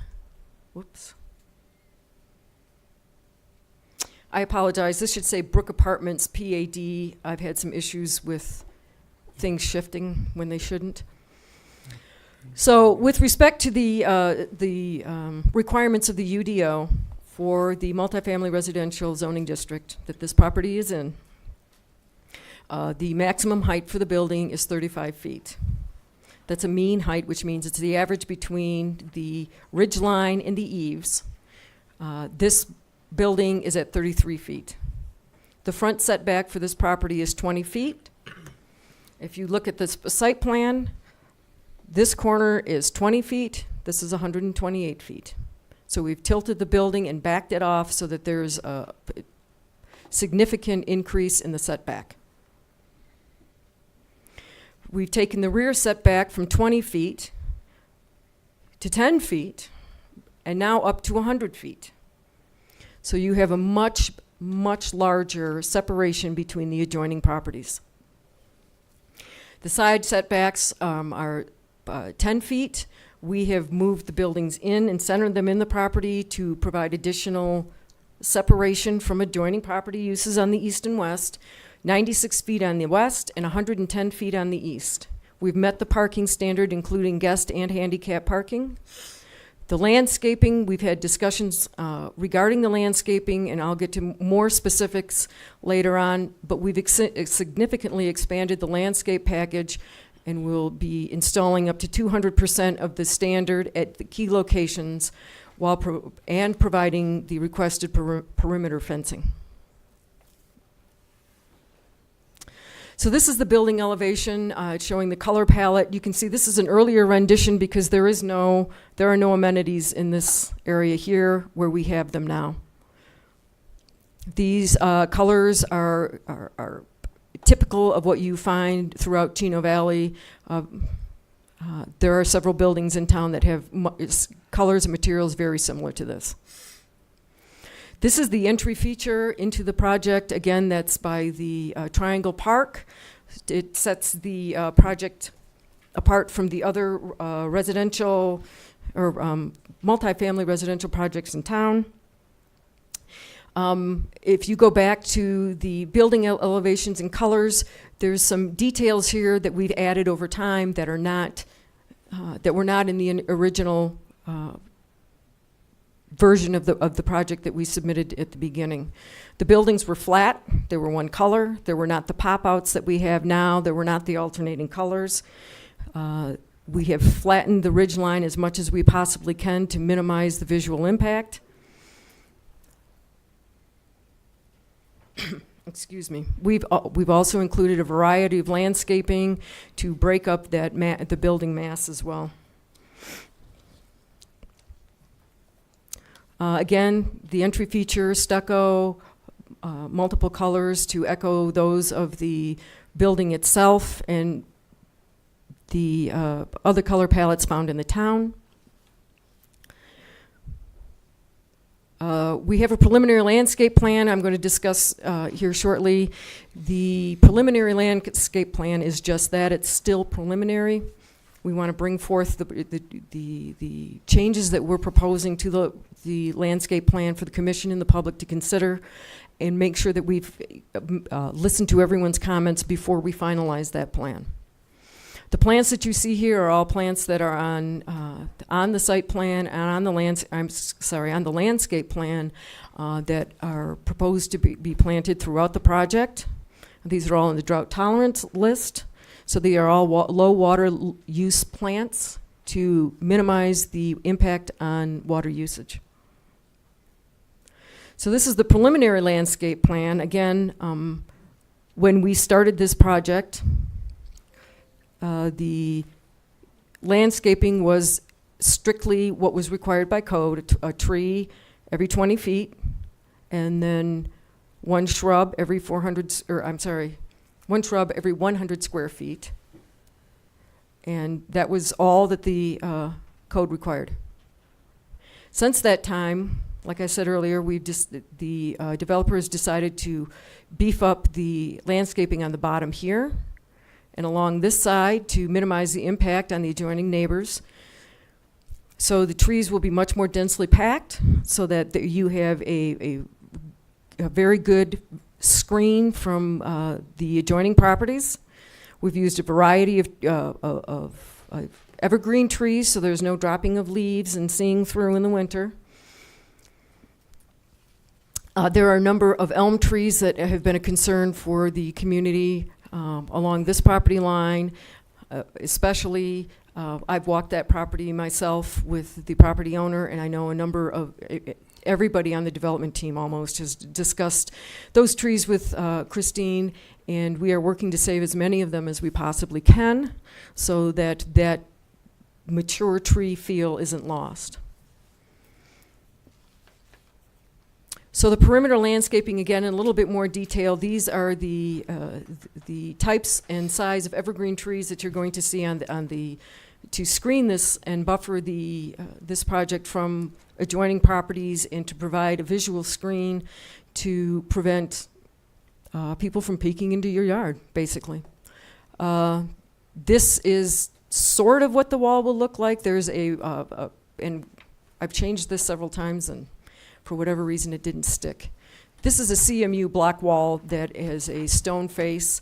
Really what you're going to see is a flat face like you would see in any other subdivision. If you've driven down to north, east, where Country Meadows is, or Country West, that's the type of wall that you'll be seeing on the south boundary here. It's a 6-foot solid block wall that will obscure neighboring views.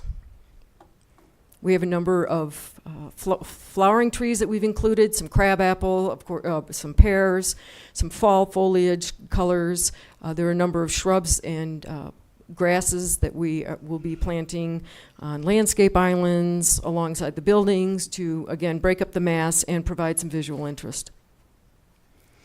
So this is an interesting slide that we've developed. This is what we are proposing with respect to the setback, the landscaping, and so forth, to give you perspective. These are people, and they're approximately 5'9" tall. Their line of sight would go up here. These are the Deodora cypress and the Arizona cypress that will be planted along the south boundary and portions of the west to buffer this project, again, from the adjoining property users. These trees grow anywhere to a maximum of 50 to 70 feet tall. So you can get some idea of how tall they are relative to these buildings. How long does that take? They grow approximately, I think, 12 to 18 inches a year. So about 50 years. I don't know, I didn't do that math.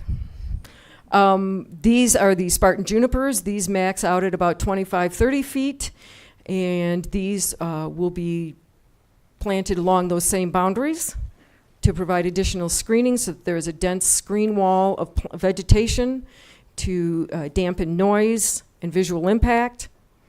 This is the Wichita blue juniper and the Oregon green pine. These are added in, again, for additional screening, density, and variety of plant material.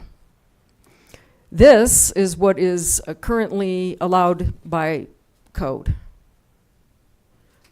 We have a 6-foot wall. We have tree every 20 feet. This is what they look like when they start. This is where they finish. And this is the 20-foot setback. So it gives you some idea of the perspective of what you will see and what will be blocked with the landscaping that we're proposing to install in the setback and the landscape buffer line. So we will be getting to a double row of trees to buffer this. I want to talk a bit about amenities. The Triangle Park, we're all familiar with this. We talked about this at the neighborhood meeting.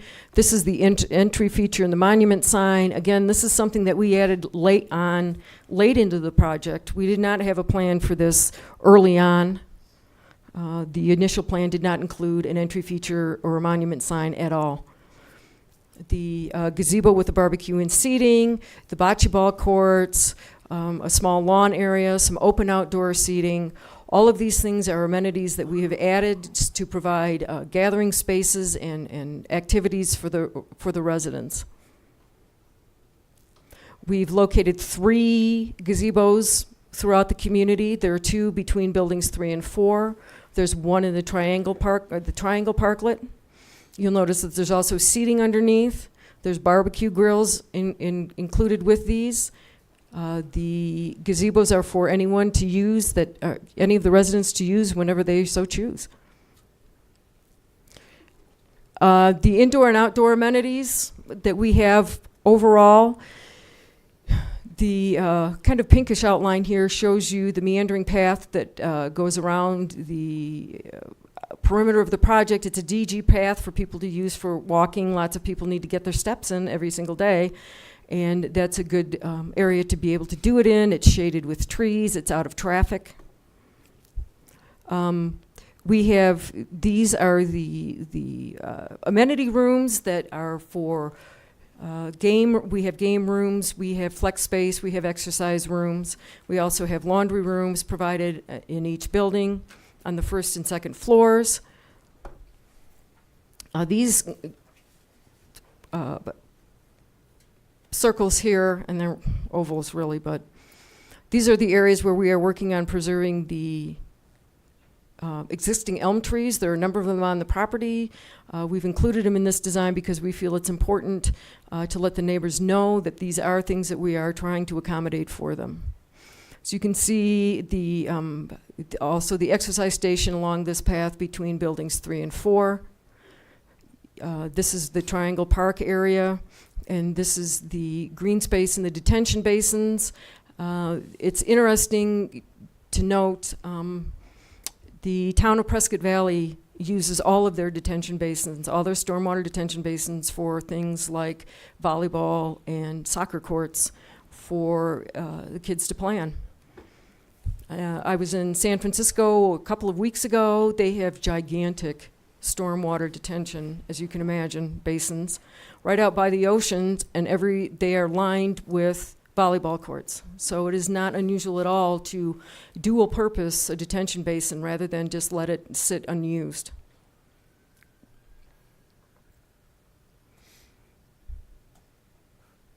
In addition to our on-site amenities, and as part of the development agreement negotiations, the developer is willing to contribute funds to the replacement of the town's functionally obsolete existing playground equipment. The equipment at the town's playgrounds right now is pretty old. It's pretty falling apart and needs to be replaced.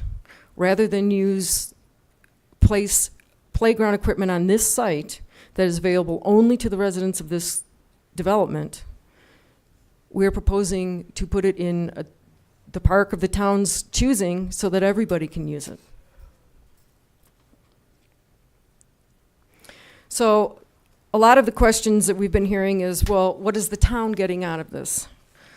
The town is getting further down the road of fiscal responsibility, the additional water and sewer accounts, the sales tax revenue, or the rental tax revenues, the building permit fees, the construction sales tax fees, all add up. The sales tax, these fees, let me back up here. I think I missed it.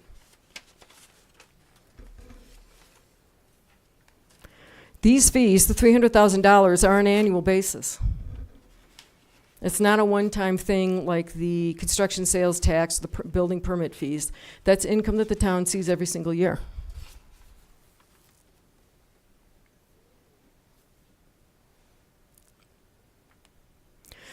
It offers potential for job growth. If people can't live here, they can't work here. It offers a housing form that is necessary and supported by the general plan and strategic plan. I spent a fair amount of time talking about that. We've provided copies of the strategic plan and the land use plan for everyone's reference that wants to review and see what it is exactly these documents say about growth and development in the town of Chino Valley. We've provided numerous on-site amenities for residents. We've worked very hard to accommodate what it is that the commission feels that the residents would want. We've worked hard to provide things that would be attractive to the potential residents. And we have provided amenities that we did not initially intend to provide. These buildings have been specifically designed to reduce the noise to the surrounding community. The corridors are now enclosed. The balcony, there are no balconies, so there's no outdoor noise, people having barbecues, hanging their laundry over the railing, none of that. The balconies have been eliminated. The corridors are all now interior, and the stairwells are all enclosed, and they're all conditioned space. The developer has offered to make a contribution to playground equipment at the town's choosing of a location so that everyone can benefit from the installation of that equipment rather than just the residents of this community, of this development.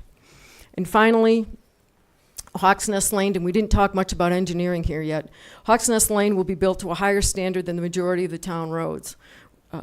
Many of the roads in town have no curb. They don't even have a ribbon curb. They're just double chip over a base. They break up, they break down. They're notorious for potholes. The road that will be built from 2 North to this project is an asphalt road with vertical curb on both sides, gutters, and a sidewalk on one side. We're providing a granite path for people to walk on so that they're not walking on the side of the road. We are cleaning up the public right-of-way along 2 North, moving the fence so that's right now in the public right-of-way. We will be moving that so that we can widen 2 North and add the turn lane that's required by the traffic impact analysis. Rather than build a bus stop at the on 2 North and Hawks Nest Lane, the roads or the interior circulation of this project has been designed to accommodate full-length fire trucks. It will also accommodate school buses, so that the school bus can come into the development and pick up the kids. They can wait for the bus at the gazebos. They can wait at the Triangle Park. They won't have to be walking down the side of the street to get to school.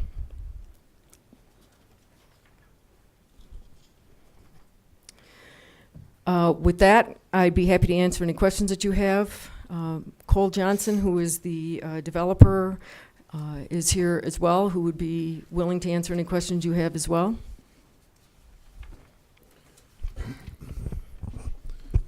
Anybody on the commission have some questions?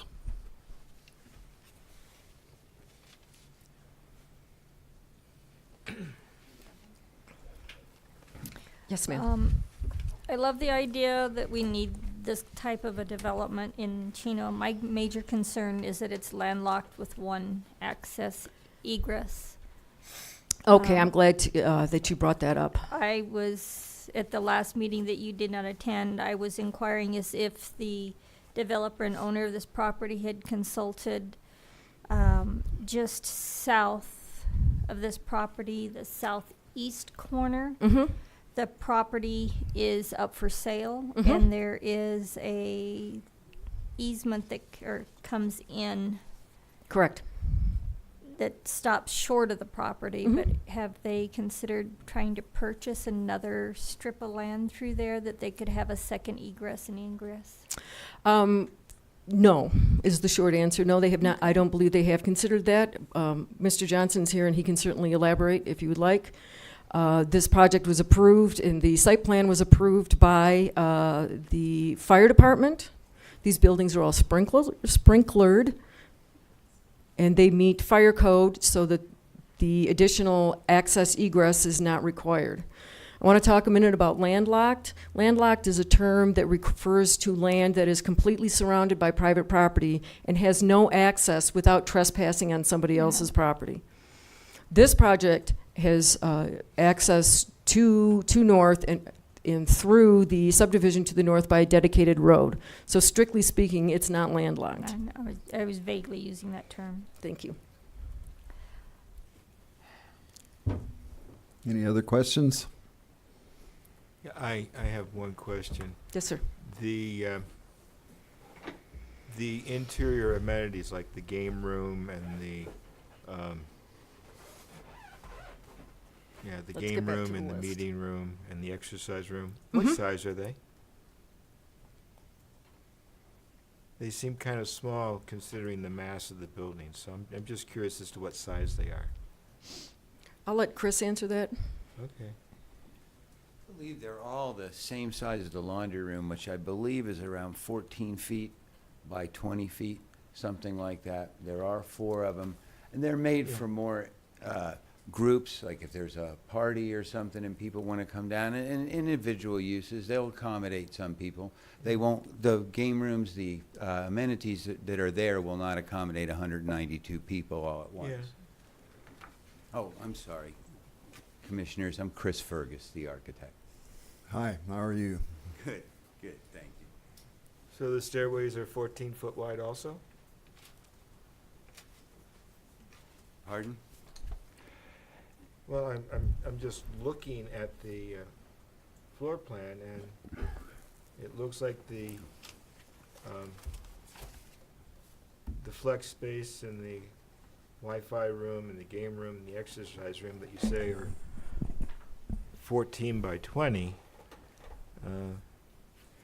They're right across from the stairways, so the stairways have to be 14 by This- 20, or at least 14 foot wide, and I don't think that works out on this plan, but this has been shot down, so I really don't know. We've actually, Commissioner, we've actually made some adjustments there. The stairs are actually wider than normal stairs, simply they go up 3 floors. We want to make sure people can get, there is no elevator, and we want to make sure people can get furniture Okay. up there. All right. Thank you. Anybody else? Is there any kind of a security system to be installed in these buildings? Yes, I'm currently working with the, again, Commissioners, the architect, Chris Fergus, currently working with the owner, but we do anticipate keypads and secured locations at the entrances. Okay, will there be a management team that lives there? A maintenance crew, anything that's gonna be on the side of the owner on site? I believe, I'm pretty sure we're going to have a manager, on-site manager, but I think, yes, we are going to have. The owner is telling me, the developer is telling me we are going to have an on-site manager.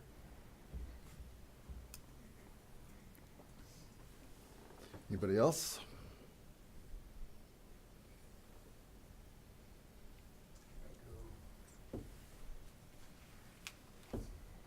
Thank you. Thank you very much. All right, so we're going to open the public portion of this meeting. I'd like to put some pretty simple ground rules in place.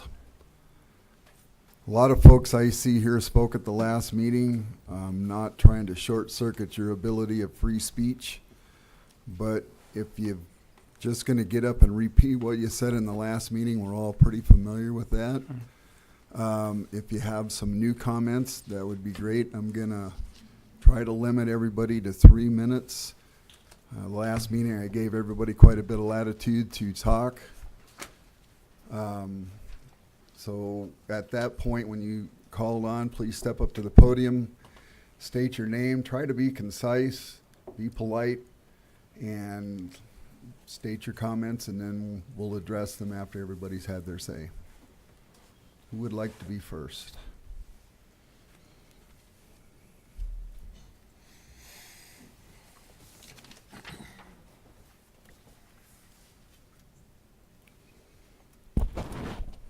The owner of this project, do you live here? Ma'am, you have to address everything up to the Oh, podium. Yolanda Manilia? Yes, ma'am, but you have to address your questions to the commission, Oh. and then we'll try Does the owner to, we'll live? try to address Does the them. owner live here in Arizona? We'll of the have to project? have him come up and speak after you ask the question. Oh, Is there okay. other things? Well, yeah, that's a big apartment complex. I feel it's too close to the school. The road is very narrow there. And on both corners of Road 2 North, facing the Del Rio School, people live there. So there's someone in a metal building. So I don't know where you're going to get access. I mean, traffic is going to be, traffic. I worry about schools. That's a lot of people in the apartments there. I mean, children walking. I worry about pedophiles. When I moved here, I moved in my house. Then I got a letter, and they told me that a pedophile lived next door. So, I mean, there's a lot of concerns. A lot of these apartments are located on the highway in the center of town, which that one needs to be. That's going to be blocking my view and a lot of other people's view. 3 stories high and low income. We already have problems with drug overdoses right now. I mean, there's a lot of things to consider. I don't mind people doing things in this town, but it's like we can't get greedy about money and trying to make money at the risk of people's livelihoods. I moved away from all that. I like my 5 acres. I don't know about this lady that was speaking here, but don't tell me what I need to look at, an apartment complex, or what I need. What I want is my 5 acres, my being spread out, you know, being able, my children were walking to school, you know, on the dirt roads. There's seniors that love the dirt roads still, and they're walking on those dirt roads. If somebody wants to live in an apartment, go live off the highway, or go back to Phoenix, or go live in a city. This is Chino Valley, Arizona. Don't turn it into California.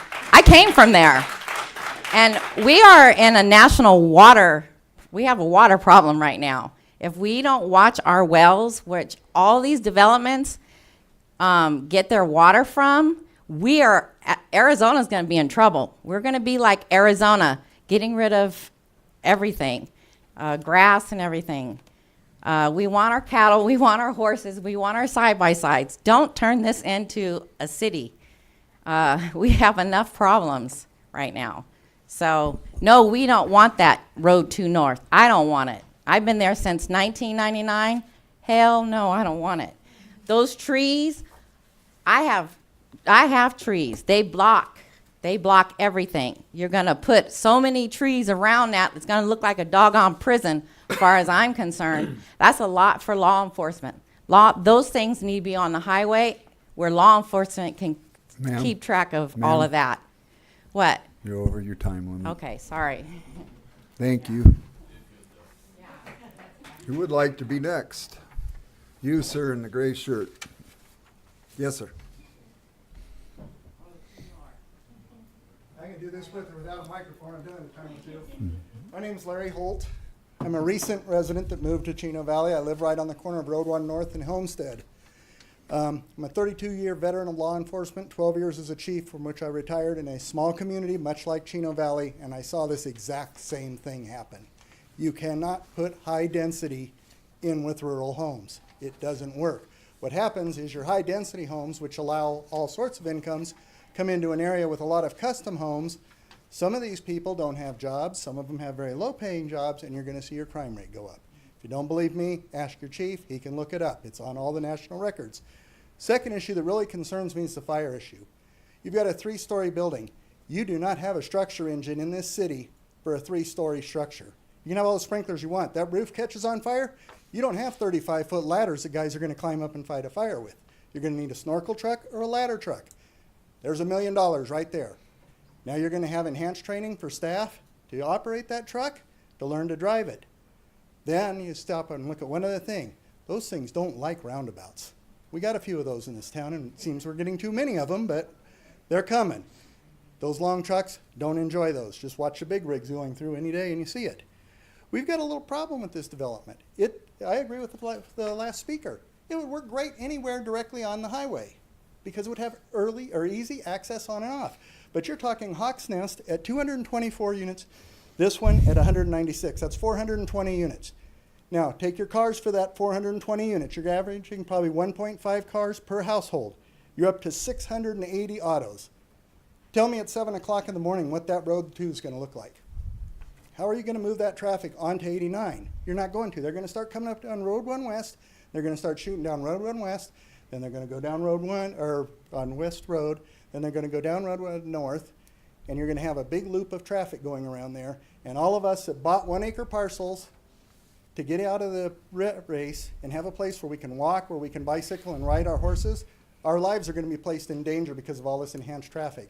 Then stop and think, with those 680 plus cars, I guarantee you there'll be more than that, how many children you're going to have walking in that area. And I really, really would encourage you to go to ADOT and get your accident reports for that corridor between Road 1 North and Road 3 and see how many accidents have occurred in that area. Go to your chief of police, see how many accidents are occurring. Because those are going to go way up with 680 plus more cars, I guarantee it. And I'll leave all the rest of the comments to the people who've been here a long time and are affected a lot more than I am. But I thank you for your time and consideration. Thank you, sir. Who would like to speak next? Gentleman in the blue shirt. Ma'am, in the front, you'll be next, okay?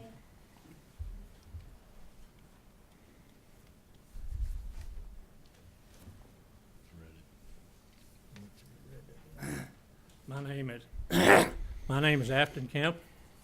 I live on Road 2 North, and my property probably just about as close as there is to that place. And I've lived here for 47 years, and I kind of enjoy having a little bit of land around. But apparently, the people that build these things, they're strictly after the money, and they're trying to make us into a phoenix. And it's growing that way all the time. The first thing you know, it'll be a big town, and then it'll be just about the same thing as Phoenix. So, I don't know. It looks to me like it's a sad thing. Thank you. Thank you, sir. Ma'am?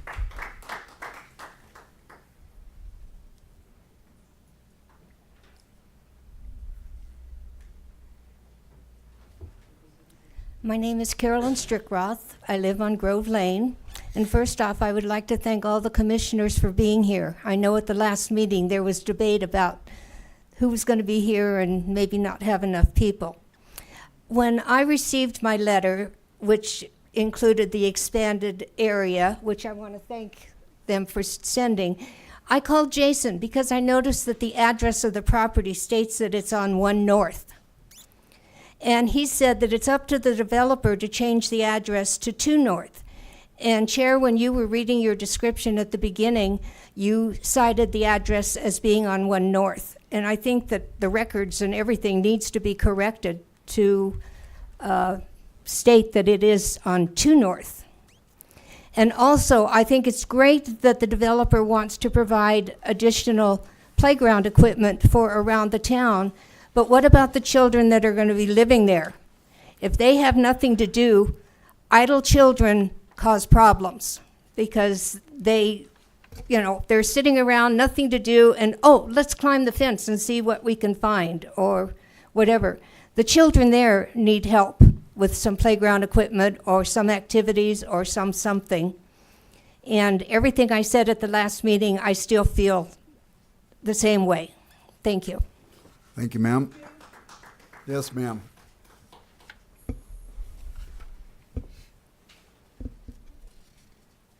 Hi, I'm Cindy Cole, and I live at 523 Grove Lane. A couple things of my concern. I was, when you were introducing the first screens, Copper Tree Construction. I don't know if that's Copper Tree Construction LLC or what. There's a Copper Tree building 3-story apartments in Prescott, up on Willow Creek. We'll have to bring the slide back to see what it says. They're working on it right now. And I was just curious to know if that's the same construction company. The paperwork reads that we have, it's Copper Tree Construction Group, LLC, Timothy J. Imberlin. Is that the same construction, do we know? Do not know. Bottom line, it's a 3-story apartment complex. They started a couple years ago. They didn't work on it for a while. They've just recently started again. It is a 3-story apartment complex. Similar colors, no stairwells, no balconies, but I encourage everybody in here, please drive by. It's on Willow Creek, right past Willow Lake. McDonald's on the left-hand side, go past there, look at these apartments. It's totally ruined the hillside. Again, they're from Copper Tree Construction. I don't know if it's the same construction company. I encourage everybody to go by. Earlier we heard that it's going to bring income in for water and sewer. I used to own a water company. Yes, it will generate more water, money's coming in, but for every family you get, it also costs the water company a lot more. It's more wear and tear on your pumps. It's more wear and tear on your storage tanks, your pressure tanks. A lot, with generating that $42 a month per party, per family, you have a huge income on the water company. I write insurance. With that, my concern is I really have a hard time justifying one exit. I can't even write a homeowner's policy if there's not 2 exits.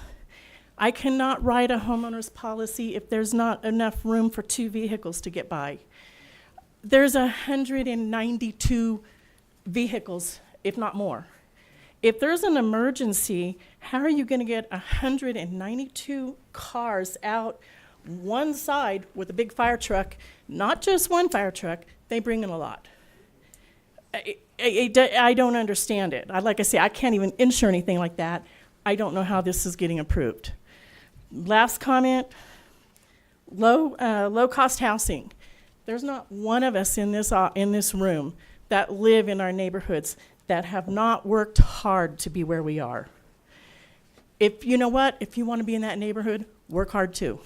The bottom line, every one of us worked hard. Thank you. Thank you. Anybody else like to speak? Why don't we let the public get done and then we'll come back around to it? Yes, sir.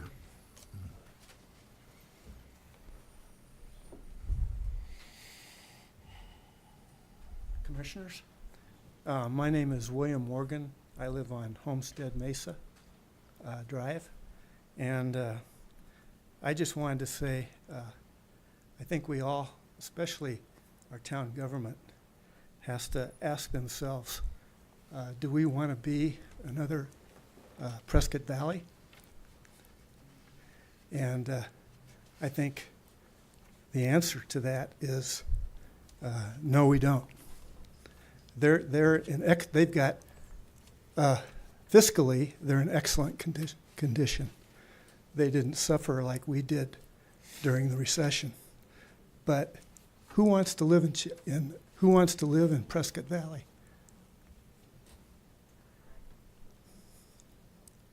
I mean, I don't. And I think if we continue down this road, I think we're just going to be another Prescott Valley. So that's my 2 cents worth. Thank you, sir. Anybody else? Ma'am?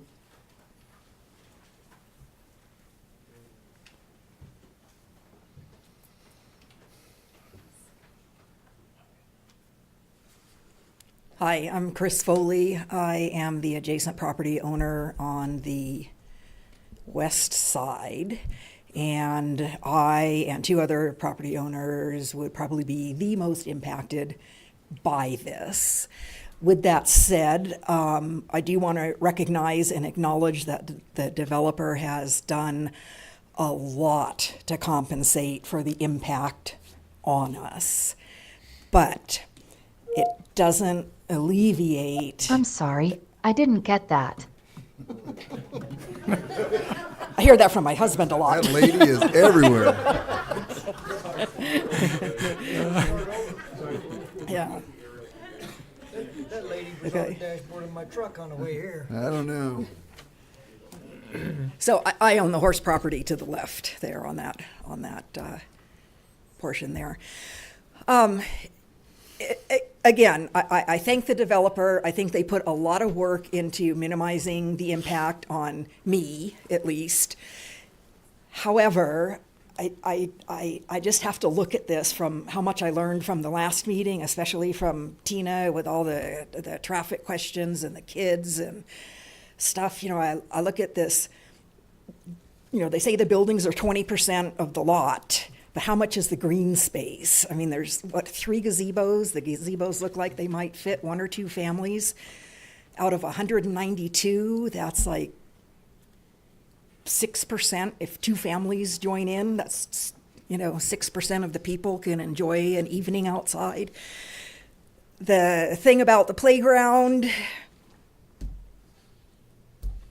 I mean, to be honest, that's kind of insulting. In terms of offering it to the town to take it off the property. I apologize, but I think that's insulting our intelligence in terms of what the true purpose of that is. I think that I stand the most to lose by opposing this because under the current code, the developer can put 3-story apartments up. They say 20 feet off the fence. Jason tells me it's 10 feet. So literally, I mean, I'm shooting myself in the foot standing up here opposing this, but I do oppose it. And the reason I oppose it is I don't think the living conditions are right for families, children. I've lived in Chicago. I lived right next to the Cabrini Green projects. I see what happens. It's like a science project. Too many rats in a cage with nowhere to go. There's nowhere to play. I mean, something this dense needs to be over by the swimming pool in the big park that we have over there. I think it's the wrong project for this space. I'm not opposed to the land being developed. I know I could be shooting myself in the foot, but I don't think it's right to cram that many families in there. I don't think Road 2 is set up for it yet. Why not get, if we got 224 apartments coming in behind Walgreens, do we need another 200 doubling the density? Nobody else has asked to double the density. They've gone, a tiny bit over the density. But anyways, thank you. Appreciate it. Thank you for your comments, ma'am. Anybody else?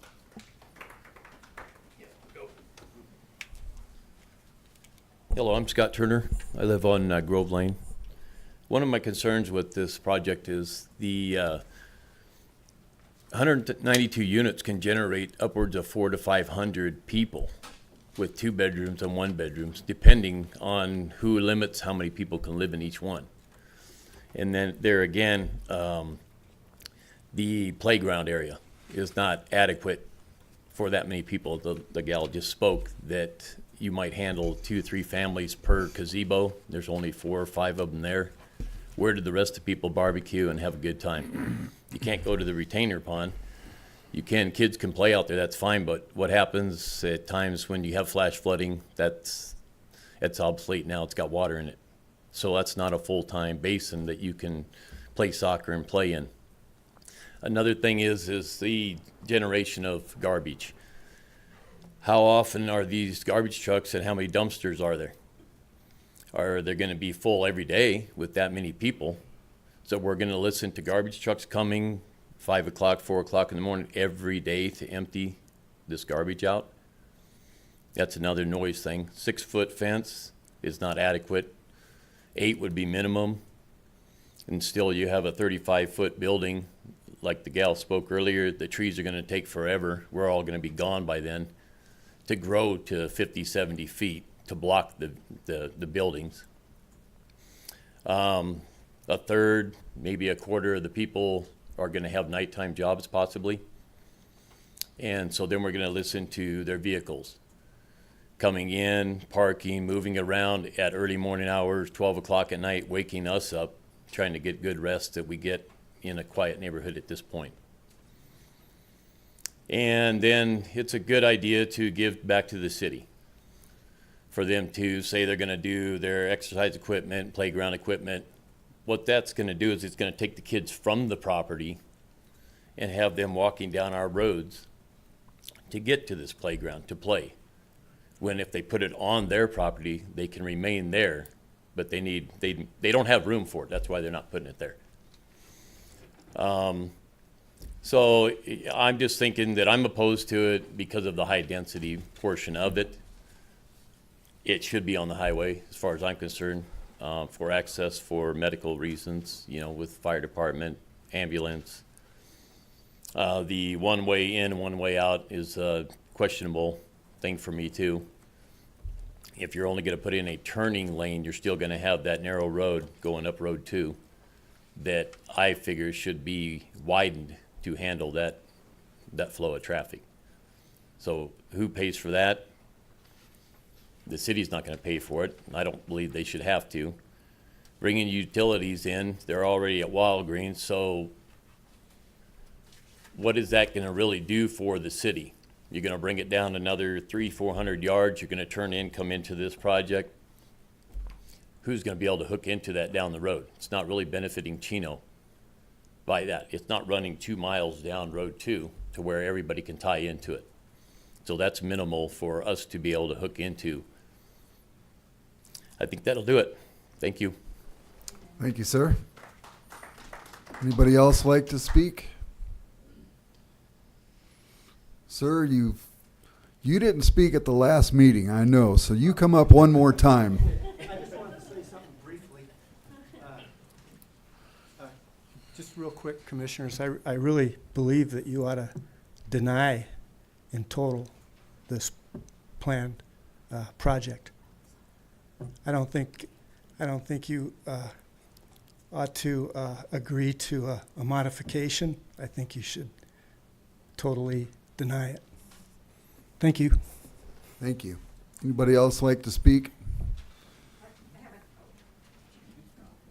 Ma'am?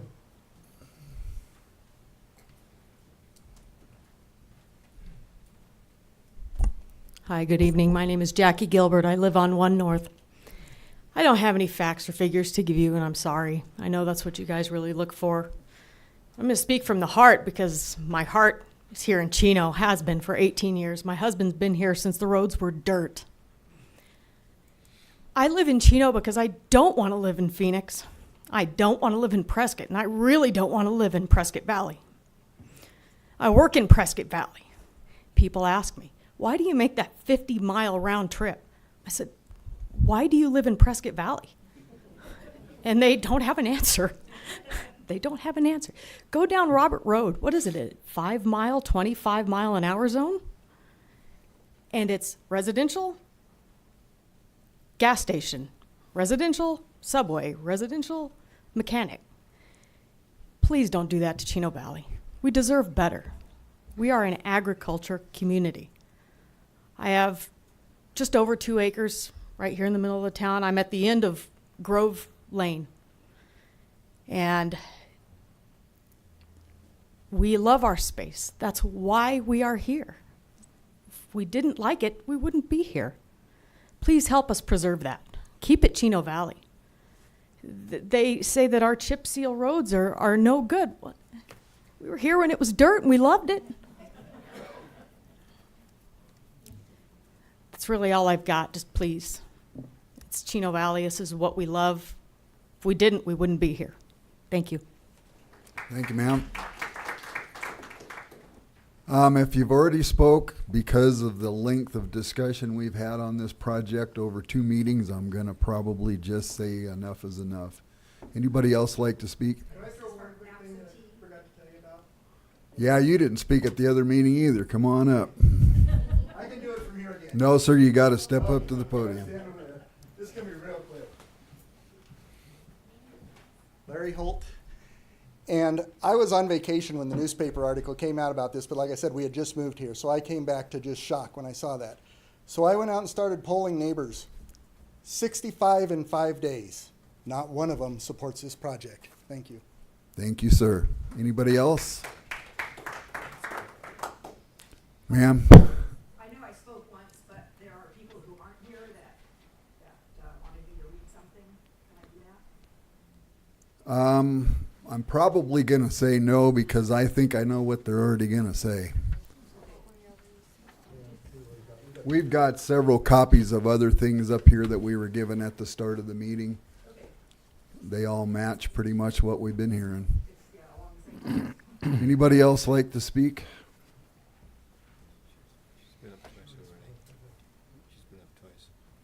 I think we're going to we're done. Anybody else got any constructive comments? No, sir, I'm going to decline you also. You spoke at the last meeting and I almost fell asleep. So, any more comments? I'm going to close the public portion of the meeting and we won't talk about it anymore tonight. So I would like to give the owner a chance to comment. Also, Jason, if you have a couple of things you'd like to say first, just to keep the order proper. Thank you. Chair and Commission, I think the members of the public have spoken very clearly and succinctly.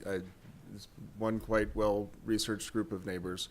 And I did want to reiterate, there are neighbors that were here on the first meeting and have participated in the process that are not here tonight that have made their opinions very clear.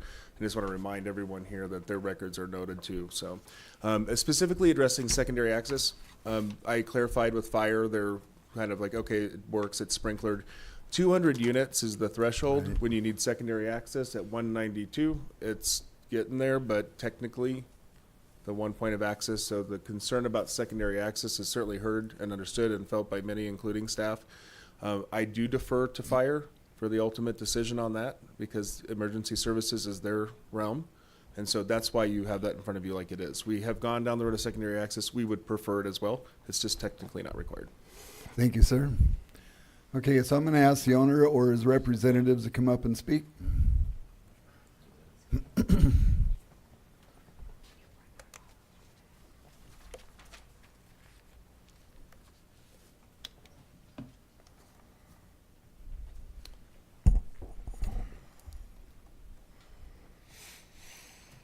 I'd like to start with a thank you to the commission, the chair. the Sir, mayor. could you please state your name?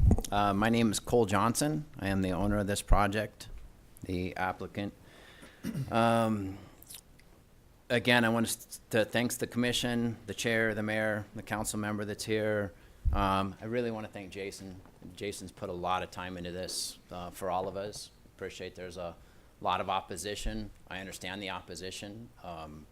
I don't have any problem identifying with it. I will tell you that it's our absolute belief that we've worked really hard to try to balance that opposition and balance what the city needs or the town needs and still to create a viable project. It was raised, and I'm going to address kind of the points one by one, but I want to start just generally letting everyone know that we've spent a lot of time. We've listened, we've heard you, and we feel like we've responded to the fullest extent possible and still create a project that we could build that can bring this town the housing that we absolutely believe it needs and that we believe is conforms to the zoning type and the needs of the community. We also believe that this is a perfect transition product type. We certainly appreciate that that's not a shared belief. But we would ask everyone to consider and to be respectful of all the steps that we've taken and the time that Jason has put into this and the direction that he's pushed us to get a project that the town can support and that we can stand here and be proud of providing to you. We've provided a very efficient development. It is concentrated. There's been general concerns raised about low income. This is not a low income project. It is clearly affordable housing. It's clearly meets the need of workforce housing and some different budgets. But this is no way, shape, or form a HUD-constrained low-income project. That's not what it's for. It is to meet the needs of workforce housing that this community needs. I want everyone to know that I understand the opposition and I understand the density concerns. I grew up just west of here. So I grew up in this community. I grew up on a ranch. My family's still in the ranching business. So to the extent that you have concerns and that you appreciate the rural lifestyle, I do as well. I share that. That's what I prefer. That's how I grew up. I understand it. And it's one of the reasons that we've taken and quickly adopted and accepted the comments that were provided to us and addressed them to the fullest extent that we possibly could.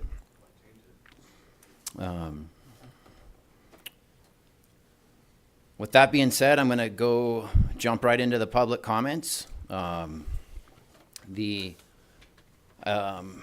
were several people that addressed the crime and the concern for crime. Again, this isn't low-income housing. And we can tell you that the statistics absolutely prove out that the multifamily housing is not any more inclined to attract the crime. We have them for you. So Pull up the national standards. we're going to pull up your local standards for you. We're going to pull up Chino Valley standards for you. But you're making Chino Valley into that national. Excuse me, No, sir. excuse me. Ruth, please. Let the man speak. You all had your say. Let's get through it. So you have existing multifamily housing and the crime rates and the concentration and what's here, okay? and we can walk you through. I appreciate that everyone's probably got more detail than they want tonight, and I didn't intend to come up here and share any slides with you, but crime was raised so many times and by so many people. I want to address that the concentration of the crime isn't related even in your community to your multifamily housing that you already do have. Can you go to the community and overall for me, please? This is where your crime's at. It's not concentrated in the multifamily. I think as multifamily owners and developers and management companies, we do a pretty good job of screening our clients, a better job than the general public does. We need to get paid. We do background checks on 100% of our applicants. We do credit checks on 100% of our applicants. We have a very high standard on that. We don't accept, but we don't even accept below average credit, much less. We don't accept smokers. As funny as that might sound, we have a tall threshold on who lives in our projects and who participates in our projects. And where that certainly doesn't, alleviate everyone's concerns and needs, I want everyone to understand that we treat very seriously who lives in our projects and who resides there. The concern about water-wise and the impact of that, I will tell you that our projects, both from a water standpoint, but also from an energy standpoint, we take very seriously the environment, the impact. We're very efficient. Our fixture usage, we actually pay for much more expensive fixtures than are in most single-family residential houses, so that they are efficient, so that they have a long-term benefit.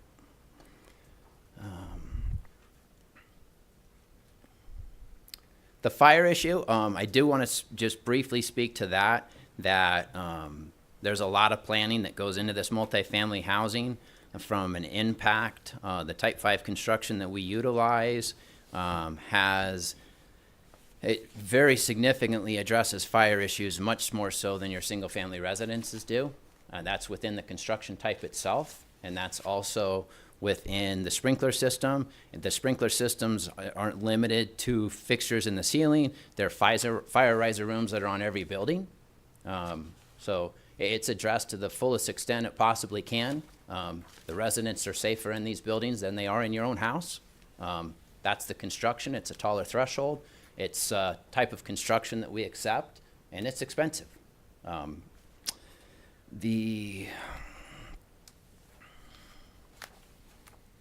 We will be happy to get the address corrected to 2 North. That is, this was a contiguous piece with the owner immediately south of us. That's where the address comes from, but our intent is to have a 2 North address and to get that corrected. The issue was raised, or the question was raised about Willow Creek Apartments. The Willow Creek Apartments I do own also. Copper Tree was not the contractor of record. They're still not officially the contractor of record. They're doing some remediation work right now for us. They are the new HUD-approved replacement contractor. Later this month, hopefully as soon as the 13th of July, they will be the contractor of record for that project. I will tell you that we would welcome anyone that's in the room to come. We'd ask you to schedule it because we'd like to tour you. We want to make sure everyone's safe. But it's a project that absolutely ran into some delays.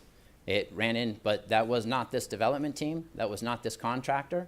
Copper Tree Construction is the contractor that HUD has selected to go cure that and fix that problem. So the issue is raised about whether we want to be Prescott Valley. Do we want to continue down this road? Numerous iterations of that comment. We certainly appreciate that Chino Valley is unique and that it has some absolute attributes that Prescott Valley doesn't have. The parallel was drawn as respects Robert Road, and part of that happened because we don't have didn't have in Prescott Valley the smart, intelligent growth that we think we can do here. And I'm going to go back to an earlier comment that I made that this project comports with your zoning. It comports with the overlay that's here, which we think has a lot of credibility. There is a designation for some concentration, for some high density around the center core so that it's not sporadic. And adopting a project like this with the zoning that's in place, actually precludes us ending up with a Robert Road type situation. So I certainly appreciate the audience bringing that up, because it's a great point. It is what we want to try to keep away from. And I will tell you that this town and the staff at this town is doing a world-class job of ensuring that that's exactly what doesn't happen. The issue was raised about density. I want to point out, I want to reiterate for everyone that I also want to clarify just a small point, but the maximum building height that we're allowed to be at is 35 feet. We're at 33 and a half. It was said earlier 33. I just want to make sure that I don't ever want to overstate anything to anyone in this room. Our building height is less than we're allowed. We are allowed a maximum lot coverage of 40%. We're under 20% on our lot coverage. Ms. Foley raised, I believe, was the one that raised the question about the minimum side yard setbacks, and she's correct that it is a 10-foot setback. We've increased to over 80. So we're about 8 times on our side and about 10 times on our rear on what the requirement is. It certainly wasn't our intent on the playground to be insulting. We intended that and still intend that to be an added bonus. We can go back if the group would like, and we'll go over. We think we have adequate amenities on site. We think our amenities on site exceed any project that you could point to us in any location. And we're involved in a lot of multifamily. We have, just briefly again, we have provided a lot of resources for the families and the children of those families on this site. So the request or the offer to help bring what we would say the town's parks into compliance wasn't to avoid an exposure for us. It was an added benefit. We understood and heard how concerned that the community was and the different staff members were with the condition of the town's parks. And we agreed to step up and fix that and to put new nets on the volleyball courts that no longer exist. So we have our own volleyball court, and we're offering to go off-site and to put nets on your volleyball courts for your kids. So we certainly don't intend it as a bribe, and we're certainly happy to withdraw it if that is in the interest of the commission. I appreciate that. Let's So do keep we. our comments to ourselves. Thank you. The issue was raised as far as the numerous places to have a barbecue. But we certainly, that was a great comment. There are limited places for the barbecues on the site. Part of that, hopefully everyone appreciates and reflects on for a second, is that a typical place for a barbecue would be the balconies. And we removed all the balconies from this project to further mitigate and to make it a better transition project and to negate the noise and to negate the impact that balconies have. So that's clearly one that maybe is going to be a struggle. Maybe it's tight. Garbage trucks, I want everyone to know that the dumpsters are planned, they're sized. Clearly this project will generate some trash from its residents, exactly like your homes do. The trash pickup will correspond to what happens on a single family residence. The dumpsters are planned. It's not an accident. It's not arbitrary. It will not require daily trash pickup. The trash pickup will be very consistent with that. As respects the kids, we welcome kids into the community, and we welcome onto our site, and we think both are planned for it, and we're trying to enhance that experience for both of us, both the people that live in our community directly and the people who live in the boundaries of our community.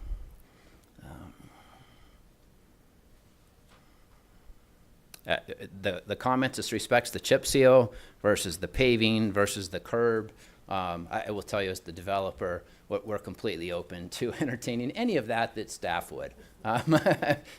Appreciate that doesn't come from us. That's not directed from us. That's something that we're compelled to do because, again, staff rightfully appreciates that the long-term interest of the community, that has the lowest cost. We certainly appreciate the benefits of that and would adopt any of that staff wanted to consider.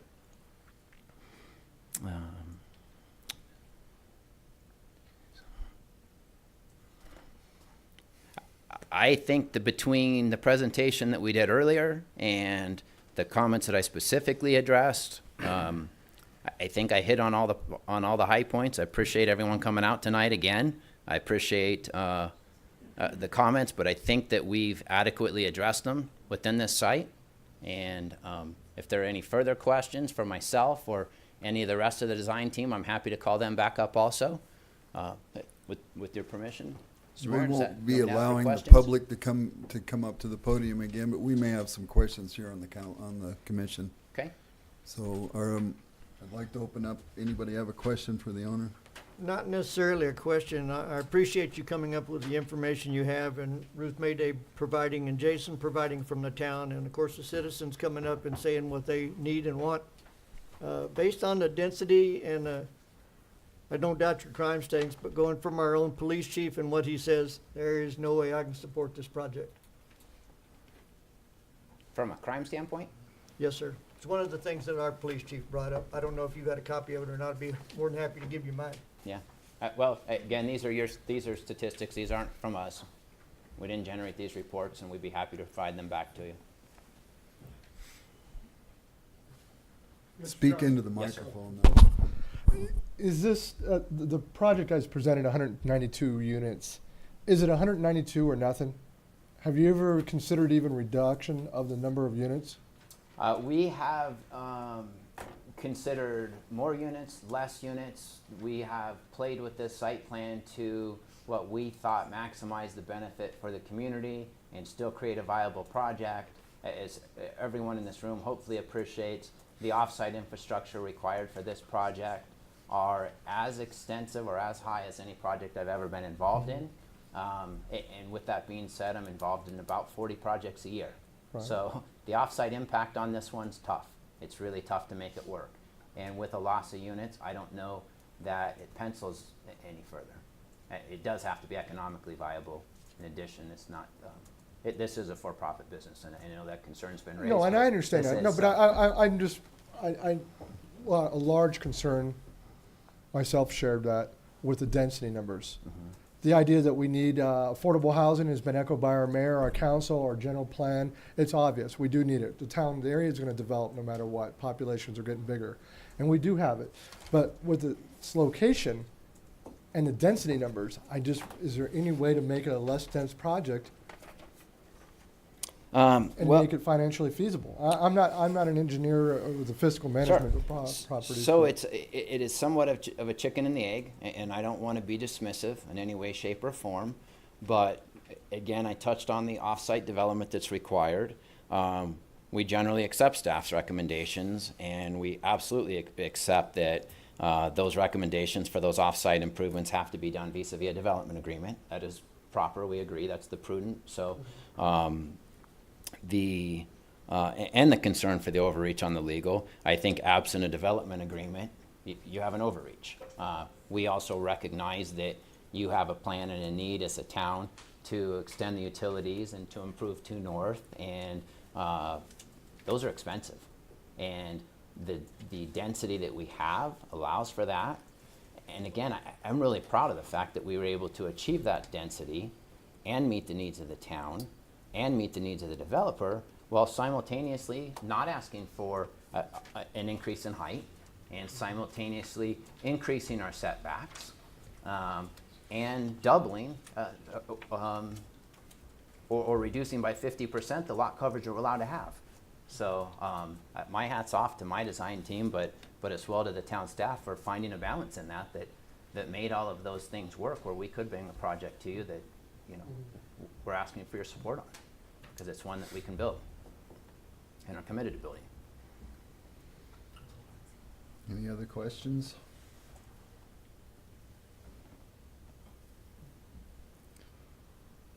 Okay, so we have no more questions. I appreciate your time up here. Thank you for speaking with us this evening. It was nice to see somebody. Thank you, sir. Appreciate your time. You bet.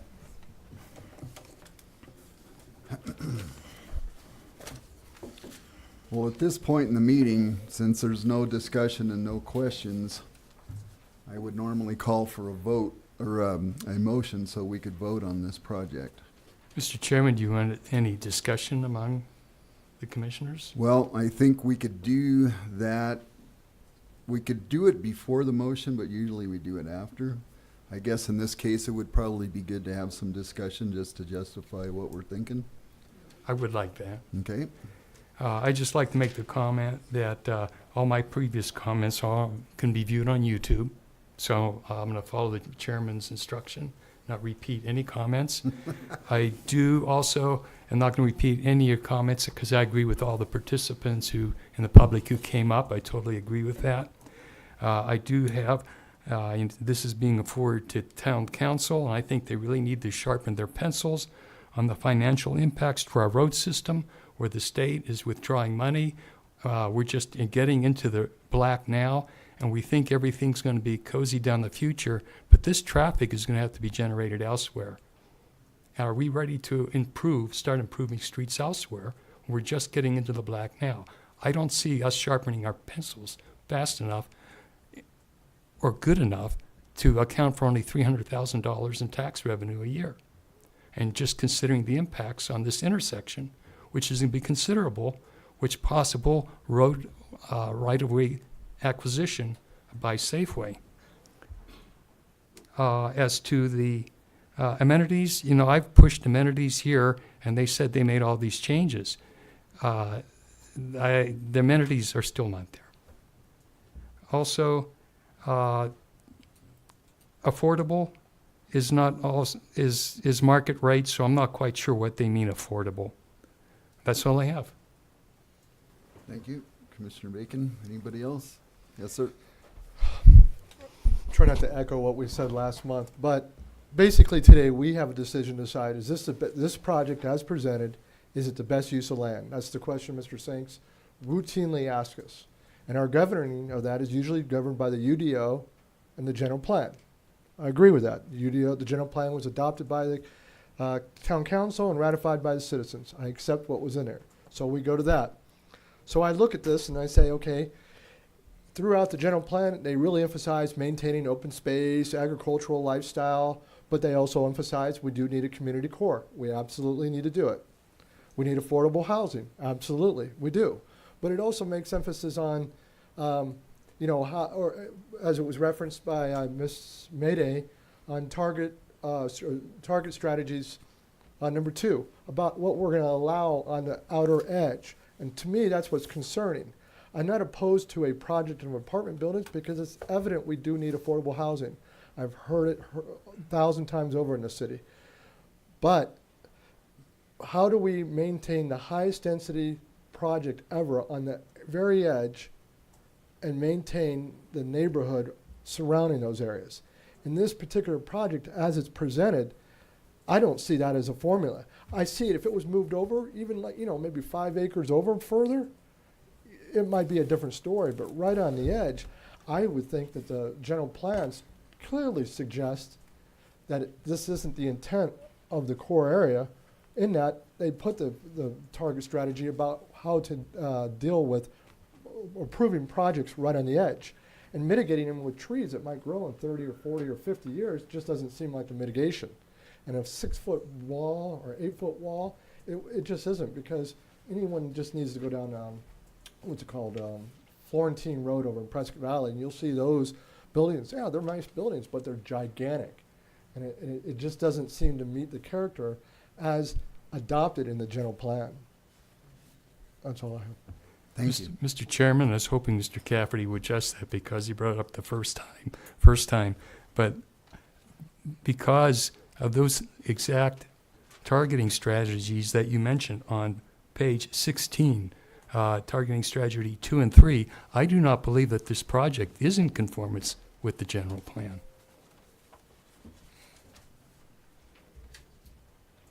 Anybody else have any questions, comments, discussion? Okay, I'm going to make a few comments myself and try to keep it brief. There was some points brought up in the presentation by the owner's representatives. A couple of points. To avoid proximity of incompatible land uses, I'm not certain that this project meets that criteria. That's a bullet point that was on the presentation. a foundation for sustainable and practical growth and success. Maybe yes, maybe no, but I don't look at it as practical or being asked to give up a lot. The project is at the border of the community core. This should be a transition area, not the maximum density project that it is. There was a comment made that if these were single-family homes, they would cover 50 acres with the roads and amenities, and it's only on 6.5 acres. That, to me, kind of drives home how dense the thing really is. The developer has done a great job of working with town staff. I think town staff has stuck by their guns quite a bit. I think that they've come around and gave up a lot of things, but one of the notes that I made from the presentation was that these amenities were only given up after there was pushback from staff and community, and to a little extent the commission. I don't see a substantial difference in this project from the last time we looked at it at the last meeting. I'm not an expert in these things, but it didn't look a whole lot different, and nobody said much different from the last time we talked about this here. So with that, I'm going to entertain a motion. Mr. Chairman, I'd like to make a motion. Staff recommends that the Planning and Zoning Commission forward a recommendation of denial to Town Council for a request to rezone 6.85 acres of real property from MR-1 multifamily residential, 1 acre minimum, to MR-1 PAD multifamily residential -1 acre minimum with a planned area development overlay with its associated development plan. Second. We have a motion and a second. Is there any comments, discussion, or questions?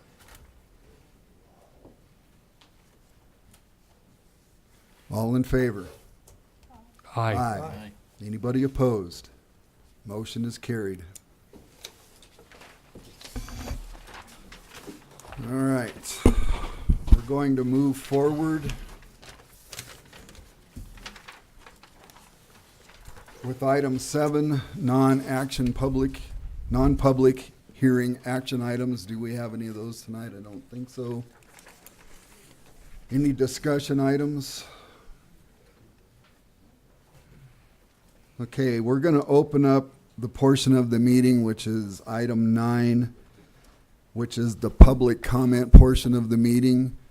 And I'm going to read you this blurb here so that I get real specific with it. Call to the public is an opportunity for the public to address the commission on any issue within the jurisdiction of the commission that is not on the agenda. Public comment is encouraged. Individuals are limited to speak for 3 minutes. The total time for call to the public may be up to 30 minutes per meeting. Commission action taken as a result of public comments will be limited to directing the staff to study the matter, scheduling the matter for further consideration and decision at a later date, or responding to criticism. So with that, I'm going to open up the podium to the public. Please state your name. You got 3 minutes, and we'd be happy to hear from you. Step up, please. You need to step up to the podium and tell us who you are again. So I'm sorry, Yolanda Manelia.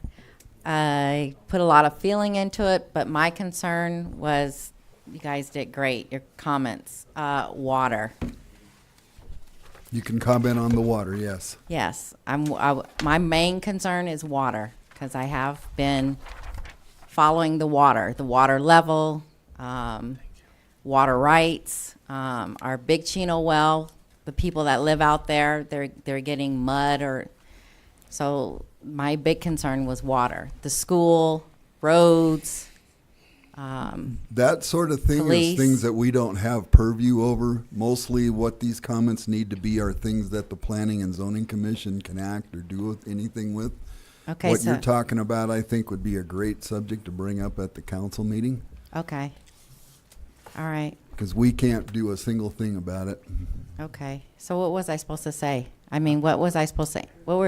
What was it? I wasn't listening. Huh? If you want to get with Jason, Okay. he can help you out with that. Oh, what? If I may say, I just want to clarify for all the public here, like, the next regularly scheduled council meeting is the 24th. And I would also clarify for public comments, we shouldn't be speaking on a project that was on the agenda tonight. It would be in general. So if you can just keep it, like, talk about water or talk about school concerns, but don't mention the project that was discussed earlier. No, I Okay, won't. perfect. Thanks. Okay. Thank you. Anybody else? Okay, I'm going to close this portion of the meeting, and we'll entertain item 10. I'll Motion make a to motion to adjourn. adjourn this meeting, sir. Second. All in favor? Aye. Thank you, folks, for being polite this evening.